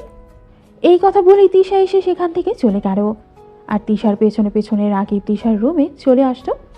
তিশার রুমে এসে দরজা বন্ধ করতে যাবে তখনই সে দেখতে পেল রুমের ভেতর রাকিব চলে এসেছে। এটা দেখে সে বলল, কি ব্যাপার, তুমি এখানে কেন এসেছো? কেন এলাম আবার? তোমার একটু আদর নিতে এলাম। তোমার ভাইয়া যদি বিয়ের আগেই বউয়ের কাছে থেকে ভালোবাসা নিতে পারে, তাহলে আমি কেন সেই সব থেকে বঞ্চিত হচ্ছি? এ দেখো, একদম ফাজলামো করবে না, চুপচাপ এখান থেকে চলে যাও। বিয়ের আগে ওসব কিছু হবে না, আগে ভালোই ভালোই ভাইয়ার বিয়েটা হয়ে যেতে দাও, তারপর আমি তোমার বাড়িতে চলে যাব, তখন সব কিছু সুদে আসলে শুনে নিও। না বাবা, আমি আবার সুদের ব্যবসা করি না। আমার জানের আমি নগদই নেব, প্লিজ দাও না একটু। এই না, একদম নয়। আব্বু আম্মু যে কেউ এক্ষুনি এসে পড়তে পারে, তুমি এক্ষুনি রুম থেকে বের হয়ে চলে যাও। এই বলে তিশা রাকিবকে রুম থেকে বের করে দিতে চাইছিল, আর তখনই রাকিব ছিটকে গিয়ে সাগরের উপর পড়ে গেল। আর তখনই সাগর বলতে লাগলো, কি ব্যাপার ভাই, এগুলো কতদিন ধরে চলছে? আমি তোর বন্ধু হয়েও জানতে পারলাম না। কই আবার কি চলতে যাবে? দেখ, আমি তোর পিছন পিছন নিয়ে আসছিলাম, তোদের মধ্যে কি কথা হয়েছে আমি সবটাই শুনে নিয়েছি। তাই আর আমার কাছে কোনো কিছু লুকাতে যাস না। কি হয়েছে আমাকে খুলে বল, তা না হলে কিন্তু আমি আব্বুর কাছে তোদের নামে উল্টাপাল্টা বিচার দেব। ভাইয়া প্লিজ, তোকে রিকোয়েস্ট করি, দয়া করে তুই আম্মুর কাছে কিছু বলতে চাস না প্লিজ ভাইয়া। আমি না তোর একমাত্র আদরের ছোট্ট বোন, আমার সঙ্গে এরকম করিস না। ও তাই নাকি? নিজের ডুবে ডুবে জল খাবেন আর আমাকে বিপদে ফেলাবেন? এটা তো হতে পারে না। আপনি নিজে প্রেম করছেন বিয়ে করার জন্য, আর এখন কি না আমাকে এত বড় একটা ঝামেলায় ফেলে দিলেন? আরে ভাইয়া বিশ্বাস কর, এখানে আমার কোনো দোষ নেই। নদিয়াপুর নিজেই তো এসে আব্বু আম্মুকে ভুলিয়ে ভালিয়ে রাজি করিয়ে নিল, সেখানে তুই আমাকে কেন দোষ দিচ্ছিস? আমি তো শুধুমাত্র তাদের সঙ্গে তাল মেলালাম। হ্যাঁ সেটাই তো, আমি তো তখন এটাই বুঝতে পারছিলাম না আপনি কেন তালে তালে নাচতে চান। এতক্ষণ আমি আসল বিষয়টা জানতে পারলাম। তোদের যখন এতই বিয়ে করার শখ, তোরা বিয়ে করে নে, আমাকে কেন এসব ঝামেলার মধ্যে জড়াতে চাইছিস? ভাইয়া তুই আমার বড় ভাই, তাকে রেখে যদি আমি বিয়ে করে নিই তাহলে এটা কি দেখতে ভালো লাগবে? তাই তো একটু সুযোগ পেলাম আর তোকে বিয়েটা করিয়ে, তারপর আমি বিয়েটা করে নিলাম। হ্যাঁ দোস্ত, তিশা একদম সত্যি কথাই বলছে। আসলে আমাদের মধ্যে অনেকদিন ধরেই সম্পর্ক চলছে, কিন্তু ভয়ে তোকে বলতে পারিনি। তুই আমার বন্ধু, তুই যদি আমাদের দুজনকে ভুল বুঝিস, তাই কিছু বলতে পারিনি। প্লিজ ভাই, তিশাকে আমি অনেক বেশি ভালোবাসি, তুই আমাদের ভালোবাসার মাঝে কাটা হয়ে দাঁড়াস না। সত্যি আমি ভাবতে পারছি না তুই আমার বন্ধু হয়ে আমার সঙ্গে এত বড় একটা বিশ্বাসঘাতকতা করবি। তুই আমার বোনের সঙ্গে তালে তাল মিলিয়ে আমার এত বড় একটা ক্ষতি করবি। বিশ্বাস কর ভাই, এটা আমি কোনোদিনও কল্পনা করিনি, যেখানে তোরা নিজেদের ভালোবাসাকে পরিপূর্ণতা দেওয়ার জন্য আমার সঙ্গে এরকমটা করবি। দেখ ভাই, যেটা হওয়া সেটা হয়ে গেছে। তুই তো খুব ভালো করে জানিস, আঙ্কেল যখন কোনো সিদ্ধান্ত নেয় তখন কোনোভাবেই সেখান থেকে পিছুপা হয় না। তাই এখন আর আমাদেরকে দোষ দিয়ে কোনো লাভ নেই, যেটা হচ্ছে সেটা মেনে নে। সাগর তখন আর তাদের কথার কোনো উত্তর না দিয়ে সেখান থেকে চলে গেল। তখনই তিশা বলতে লাগলো, যাক বাবা, ভাইয়া দেখে কিছুই বললো না, সে কি আবার কোনো ঝামেলা করবে নাকি সেটাই বুঝতে পারছি না। চিন্তা করো না, সে কোনো ঝামেলা করবে না, তাকে আমি ছোটবেলা থেকে চিনি। চিন্তা করো না, সে কোনো ঝামেলা করবে না, তাকে আমি ছোটবেলা থেকে চিনি। সেই ক্লাস 2 থেকে আমাদের দুজনের বন্ধুত্ব। তুমি তোমার ভাইকে যতটা না চেনো, আমি তোমার ভাইকে তার চেয়ে বেশি করে চিনি। তাই যেন হয়, ভাইয়া যেন কোনো ঝামেলা না করে, আল্লাহর কাছে শুধু এটাই বলছি বারবার। এরপর চলে গেল আরও 2 দিন। আগামী সপ্তাহে যেহেতু বিয়ে, ইতিমধ্যে বাড়িতে বিয়ের তোড়জোড় শুরু হয়ে গেছে। সবাই শপিং নিয়েই ব্যস্ত। শুধু বউয়ের জন্য নয়, সবাই নিজেদের জন্য শপিং করছে। শুধু সাগর সেই সব কিছু থেকেই নিজেকে দূরে সরিয়ে রেখেছে। সে এসব কিছুতেই নিজেকে যোগ করতে চাইছে না। সেদিন বিকেলবেলা তার আব্বু ড্রয়িং রুমে বসেছিল। তার আব্বু তাকে ডেকে নিল নিজের কাছে আর বলল, কি ব্যাপার সাগর, তুমি এসব কি করছো আর কেন করছো? আমি তো সেটাই বুঝতে পারছি না। যেখানে আমি তোমার বাবা হয়ে তোমার জন্য বিয়ের সম্বন্ধ ঠিক করলাম, আর সেখানে তুমি কিনা এরকম করছো, এটা তোমার কাছ থেকে আশা করিনি। আব্বু, তোমরা আমার সঙ্গে এরকমটা করবে এটাও কিন্তু আমি আশা করিনি। তোমরা আমাকে ধরে বেঁধে আমার কলেজের ম্যাডামের সঙ্গে আমাকে বিয়ে দিয়ে দিবে। তোমরা আমার গার্ডিয়ান, আমার ব্যাপারে সিদ্ধান্ত নেওয়ার অধিকার তোমাদের আছে। কিন্তু তাই বলে এরকমটা করবে এটা আমি কল্পনা করিনি। যা হয়েছে সেটা তোমাকে মেনে নিতে হবে, কারণ তোমার বাবা তাদেরকে কথা দিয়ে এসেছে তাদের বাড়ির মেয়েকে তোমার জন্য বউ করে নিয়ে আসবে। তাই আমি তোমাকে শেষবারের মতো বলছি, প্লিজ এইসব কিছু নিয়ে ঝামেলা করো না। আর একটা কথা, তুমি খুব ভালো করেই জানো বাবা মায়েরা কখনো সন্তানের খারাপ কিছু চায় না। আমি নিশ্চয়ই তোমার জন্য খারাপ কিছু করব না, এইটুকু ভরসা তো তুমি রাখতেই পারো। হ্যাঁ, আমি তো সব কিছু তোমাদের উপরই ছেড়ে দিয়েছি। আমি কি তোমাদের কিছু বলেছি নাকি? তোমরা তোমাদের ইচ্ছা মতোই তো সব কিছু করছো। আমি কি তোমাদের একটু বাধা দিয়েছি? হ্যাঁ, আমি খুব ভালো করে দেখেছি যে তুমি আমাদের কোনো কাজে কোনো বাধা দিচ্ছ না, কিন্তু তারপরেও বিয়েটা তোমাকে একটু আনন্দ উল্লাস করতে দেখা যাচ্ছে না। সবাই তোমার বিয়ে নিয়ে কত আনন্দ উল্লাস করছে আর তুমি চুপ করে তোমার মতো করে আছো। এটা কি মেনে নেওয়া যায়? বিয়েটা যদি আজ আমার পছন্দের মানুষের সঙ্গে হতো তাহলে নিশ্চয়ই আমি আনন্দ উল্লাস করতাম, কিন্তু বিয়েটা যেহেতু আমার পছন্দের মানুষের সঙ্গে হচ্ছে না, তাহলে তো সেখানে আনন্দ উল্লাস করার কিছুই নেই, তাই না? তোমরা তোমাদের মতো আনন্দ করো, আমার তো আর মেনে নেওয়া ছাড়া আর কোনো উপায় নেই। এই বলে সাগর মুখটা কালো করে সেখান থেকে চলে গেল। কিন্তু তার আব্বু তার সেসব কথার কোনো পাত্তা দিল না, কারণ তিনি খুব ভালো করেই জানেন তার সন্তানেরা তার বিয়ে সিদ্ধান্তের ওপর কখনোই কোনো কথা বলবে না। যাই হোক, এদিকে দেখতে দেখতে বিয়ের দিন ঘনিয়ে আসতো। সাগর নিজের ফোনটা অফ করে রেখেছে, সে কোনোভাবেই নদীর সঙ্গে কোনো কথা বলতে চায় না আর কোনো যোগাযোগও করতে চায় না, যাতে নদী একবার হলেও এটা মনে করে যে সাগর তাকে বিয়ে করতে চায় না আর নদী নিজের থেকেই এই বিয়ে থেকে পিছু পা হয়। কিন্তু সেটা হলো না, তার বিপরীতই কিছু হলো। গায়ে হলুদের আগের দিন রাতের বেলা সাগর নিজের রুমে শুয়ে শুয়ে মোবাইল টিপছিল। তখনই হঠাৎ সে দেখতে পেল ব্যালকনি থেকে কেউ উঠে আসছে। সে মনে মনে ভাবলো হয়তো চোর, তাই সে আস্তে আস্তে দরজার পাশে গিয়ে লুকিয়ে পড়লো। আর তখনই নদী এসে তার রুমে ঢুকলো। নদী সাগরকে দেখতে না পেয়ে বলতে লাগলো, আরে যা, এত কষ্ট করে এত দূর থেকে চলে আসলাম আর আমার জামাই আমাকে দেখে পালিয়ে গেছে। কিন্তু পালিয়ে গেলটা কোথায়? রুমের দরজা তো ভেতর থেকে বন্ধ করা। তবে কি আমার জামাই রুমের ভেতরেই আছে নাকি ওয়াশরুমে গেছে? এই কথা বলেই নদী ওয়াশরুমে দরজা খুলতে যাবে, তখনই পেছন থেকে সাগর বলল, আমি এখানেই আছি। আমি তো ভেবেছিলাম চলে এসেছে, তাই তো পিছন থেকে লুকিয়েছিলাম। এখন বলুন আপনি এখানে কেন এসেছেন? তার আগে তুমি বলো, তুমি তোমার ফোনটা অফ কেন রেখেছো? তুমি জানো না তোমার কণ্ঠ শুনতে না পেলে আমার একটুও ভালো লাগে না। আমি তোমাকে অনেক মিস করছিলাম, তাই তো তোমার সঙ্গে দেখা করতে এখানে চলে আসলাম। আপনি কেন আমাকে বিয়েটা করেছেন বলেন তো? আপনি তো খুব ভালো করেই জানেন আমি আপনাকে পছন্দ করি না আর বিয়েও করতে চাই না, তাহলে কেন আপনি এসব করছেন? কেউ একজন আমাকে পছন্দ নাই করতে পারে, কিন্তু তাই বলে কি তাকে আমি আমার পছন্দের তালিকা থেকে বাদ দিয়ে দেব? এমনটা তো আর হতে পারে না। আমি তোমায় পছন্দ করি, আমি তোমায় ভালোবাসি আর বিয়ে করতে চাই। কিন্তু ম্যাডাম, কারো ইচ্ছার বিরুদ্ধে তাকে বিয়ে করাটা কি আপনার একটু অনুচিত বলে মনে হচ্ছে না? না, হচ্ছে না, কারণ তার পুরো ফ্যামিলি আমাকে এই বাড়িতে বউ বানিয়ে নিয়ে আসার জন্য রাজি। সেও নিশ্চয়ই কিছুদিন পর রাজি হয়ে যাবে। তাহলে আমার অনুচিত বলে কেন মনে হবে? আমার তো মনে হচ্ছে সবকিছুই ঠিক আছে। এই বলেই নদী ধপাস করে সাগরের বিছানার উপর শুয়ে পড়ল। সাগর এই বিষয়টা সহ্য করতে পারল না, কিছুটা রেগে গিয়ে বলল, কি ব্যাপার, কি সমস্যা আপনার? আমার বিছানায় আজ পর্যন্ত কোনো মেয়ে মানুষ বসতে পারেনি, আর আপনি আমার বিছানায় শুয়ে পড়েছেন, কারণটা কি? কারণ কিছুদিন পর থেকে এটা তোমার বিছানা থাকবে না, এটা তোমার আমার মানে আমাদের দুজনের বিছানা হয়ে যাবে। কারণ দুদিন পরে তো এই বাড়িতে আমি বউ হয়ে আসছি, তারপর তো এই বাড়ির সব কিছুতে তোমার যতটুকু অধিকার ঠিক ততটুকু অধিকার আমারও থাকবে। মাইন্ড ইট, আপনি এই বাড়িতে বিয়ে করে বউ হয়ে আসছেন সেই পর্যন্ত ঠিক আছে, কিন্তু তার মানে এই নয় যে আমার ব্যক্তিগত জিনিসে আপনাকে কোনো অধিকার ফলাতে দেব। আপনি এখনই আমার রুম থেকে বের হয়ে চলে যান।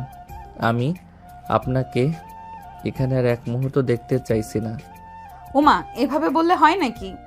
এত দূর থেকে আসলাম, একটু আদর যত্ন ভালোবাসা না দিয়ে চলে যাব নাকি? কিসের আদর, তথ্য আর কিসের ভালোবাসা? আপনার কি একটু লজ্জা করে না এসব কথা বলতে? যেখানে একটা ছেলে আপনার অ্যাভয়েড করছে আর আপনি তার পিছনে পড়ে আছেন। এই দেখো, এত বেশি কথা বলো না। আমার খুব কফি খেতে ইচ্ছে করছে, এখনই যাও, আমার জন্য 1 কাপ কফি বানিয়ে নিয়ে এসো। আমার কি মাথা খারাপ হয়েছে নাকি? আমি কোনো দিন কিচেন পর্যন্ত যাই না, আর সেখানে আপনার জন্য কফি বানিয়ে আনবো, এটা আপনি ভাবলেন কি করে? আপনি যদি কফি করার ইচ্ছা থাকে তাহলে নিজে গিয়ে বানিয়ে খান। ঠিক আছে, তোমাকে কষ্ট করে আমাকে কফি বানিয়ে দিতে হবে না। আমি নিজেই নিচে গিয়ে আমার জন্য 1 কাপ কফি বানিয়ে নিয়ে আসছি। তবে হ্যাঁ, একটা কথা তোমায় বলে দিচ্ছি, এরপর যদি কেউ আমাকে জিজ্ঞাসা করে আমি বিয়ের আগেই কেন শ্বশুরবাড়ি চলে এসেছি, তাহলে আমি বলবো তুমি আমাকে নিয়ে এসেছো। এই না, একদমই আপনি এটা করবেন না, তাহলে সবার সামনে আমার মান সম্মান যেটুকু বাকি আছে সেটুকুও চলে যাবে। তাহলে এখানে এখনো দাঁড়িয়ে আছো কেন? চুপচাপ যাও, আমার জন্য 1 কাপ কফি বানিয়ে নিয়ে এসো। সাগর তখন নিরুপায়, তার আর কিছুই করার নেই, তাই সে চুপচাপ রুম থেকে বের হয়ে কিচেনে চলে গেল। আর তারপর 1 কাপ গরম কফি বানিয়ে রুমে এসেই দরজাটা লাগিয়ে দিল। কি হলো, তুমি দরজা কেন বন্ধ করলে? আমার সঙ্গে বাসর করার ইচ্ছে হয়েছে নাকি বিয়ের আগে?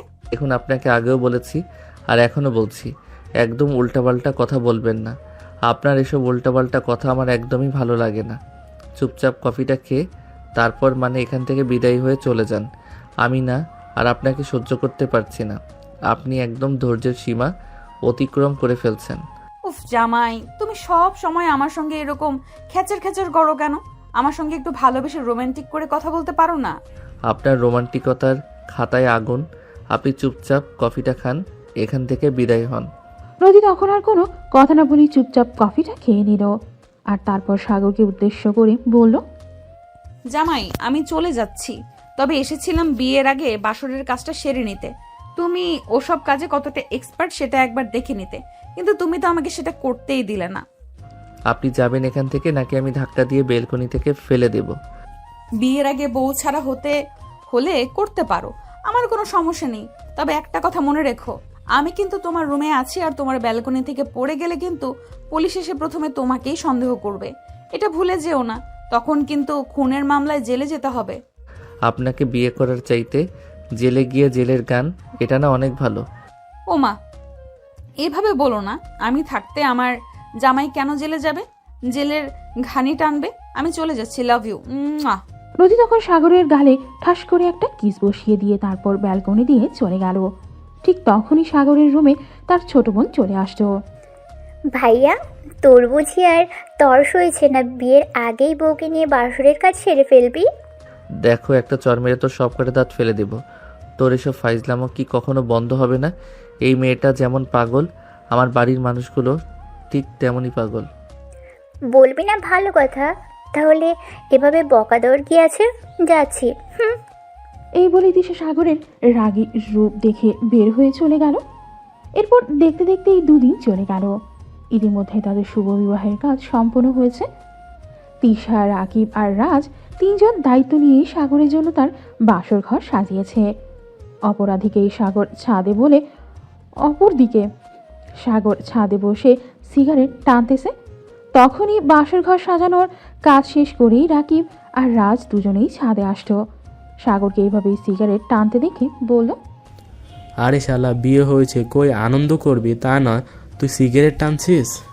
তোদের আনন্দ ধরা কর, আমার মনে কোনো আনন্দ নেই। যা এখান থেকে। চলে যাব তো অবশ্যই, কিন্তু একা কেন যাব? আমরা তোকে নিয়ে যেতে এসেছি। আমরা তোকে এখান থেকে নিয়ে তারপরে যাব। রুমে ভাবি তোর জন্য অপেক্ষা করছে। এখন তো আর ম্যাডাম বলতে পারবো না। হাজার হোক তোর বিয়ে করে বউ বলে কথা। দেখ, একদমই আর কি করবি না। এই বজ্জাত মহিলার সঙ্গে আমার বিয়ে হয়েছে তো কি হয়েছে? আমি কি ওকে কোনোদিনও বউয়ের অধিকার দেব নাকি? সে পরে দেখা যাবে, এখন চল আমাদের সঙ্গে। এই বলে আর রাজ আর রাকিব দুজনে মিলেই জোর করে টেনে হিঁচড়ে সাগরকে তার রুমের সামনে নিয়ে আসতো। তারপর ধাক্কা দিয়ে রুমের ভেতর ঢুকিয়ে দিয়ে দরজাটা বাহির থেকে বন্ধ করে দিল। তারপর বাইরে থেকে রাকিব আর রাজ দুজনেই একসঙ্গে বলতে লাগলো, ভাবি, আপনার জামাইকে আপনার কাছে দিয়ে গেলাম, এখন আপনি কি করবেন সেটা আপনার ব্যাপার। আমরা এখন আসি। এই বলে রাকিব আর রাজ দরজাটা বাইরে থেকে বন্ধ করে দিয়েই সেখান থেকে চলে গেল। আর এদিকে তখনই নদী বিছানা থেকে নেমে সাগরের দিকে এগিয়ে আসতে লাগলো। এই দেখুন, আপনি একদম আমার কাছে আসবেন না। আমি আপনাকে কখনোই স্ত্রীর অধিকার দিতে পারবো না। আপনি আমার কাছ থেকে দূরে সরে যান। আমাকে একটা বাড়ির আর চাদর দিন, আমি বেলকনিতে গিয়ে ঘুমিয়ে পড়ব। উফ জামাই, বা শর্ত জীবনে একবারই আসে। আমি কি সেটাকে নষ্ট করে দিতে পারি নাকি? তুমি চাইলেই কি আমি এখন তোমাকে এখান থেকে চলে যেতে দেব? চলো বাসর করব। এই কথা বলেই নদী সাগরের দিকে এগিয়ে আসছিল। আর সাগর তো এক পা দুপা করেই পিছাতে থাকলো, কিন্তু পিছিয়ে আর যাবে কোথায়? বন্ধ দরজা জানালা বন্ধ, এখান থেকে তো আর পালানোর কোনো সুযোগ নেই। একটা সময় দেয়ালে পিঠ থেকে গেল, আর তখনই নদী তাকে ধরে ফেললো। এখান থেকে পালানোর চেষ্টা করে কোনো লাভ হবে না। বিয়েটা যখন করেই ফেলেছি তখন বাসরটা তো করতেই হবে। চলো, আর দেরি কিসের? এই বলে তখনই নদী সাগরকে ধাক্কা দিয়ে বিছানার উপর ফেলে দিল আর তার বুকের উপর উঠে বসলো। তখনই সাগর বলতে লাগলো, প্লিজ আপনি আমার বুকের উপর থেকে না, মন, আমি একটু পিচ্ছি একটা ছেলে, আমার সঙ্গে এসব করতে আপনার একটু লজ্জা করবে না? প্লিজ আমাকে ছেড়ে দিন। তুই ছোট তাতে কি হয়েছে? তোর ওইটা তো আর ছোট না, ওটা তো যথেষ্ট বড় হয়েছে। আমার জন্য একদম পারফেক্ট। কোনো কথা বলবি না, চুপচাপ আমাকে আমার কাজটা করতে দে। তারপর নদী সাগরকে আর কোনো কথা বলতে না দিয়ে তার হাত দুটা বিছানার সঙ্গে চেপে ধরল আর তার ঠোঁট দুটা নিজের দখলে নিয়ে নিল। তারপর আর কি, বাসর রাতে যা হয়। সাগর নদীকে নিজে থেকে ছাড়িয়ে নেওয়ার জন্য অনেক চেষ্টা করছিল, কিন্তু কোনোভাবেই পেরে উঠছিল না। অবশেষে বাধ্য হয়ে সেও নদীর সঙ্গে রেসপন্স করতে থাকলো, আর দুজন মিলেই ভালোবাসার অতল সমুদ্রে ডুবে গেল। আমাদের আজকের গল্পটা এ পর্যন্তই ছিল। আপনাদের কাছে গল্পটা কেমন লেগেছে সেটা কমেন্টে জানাতে ভুলবেন না। ভালো থাকবেন সবাই।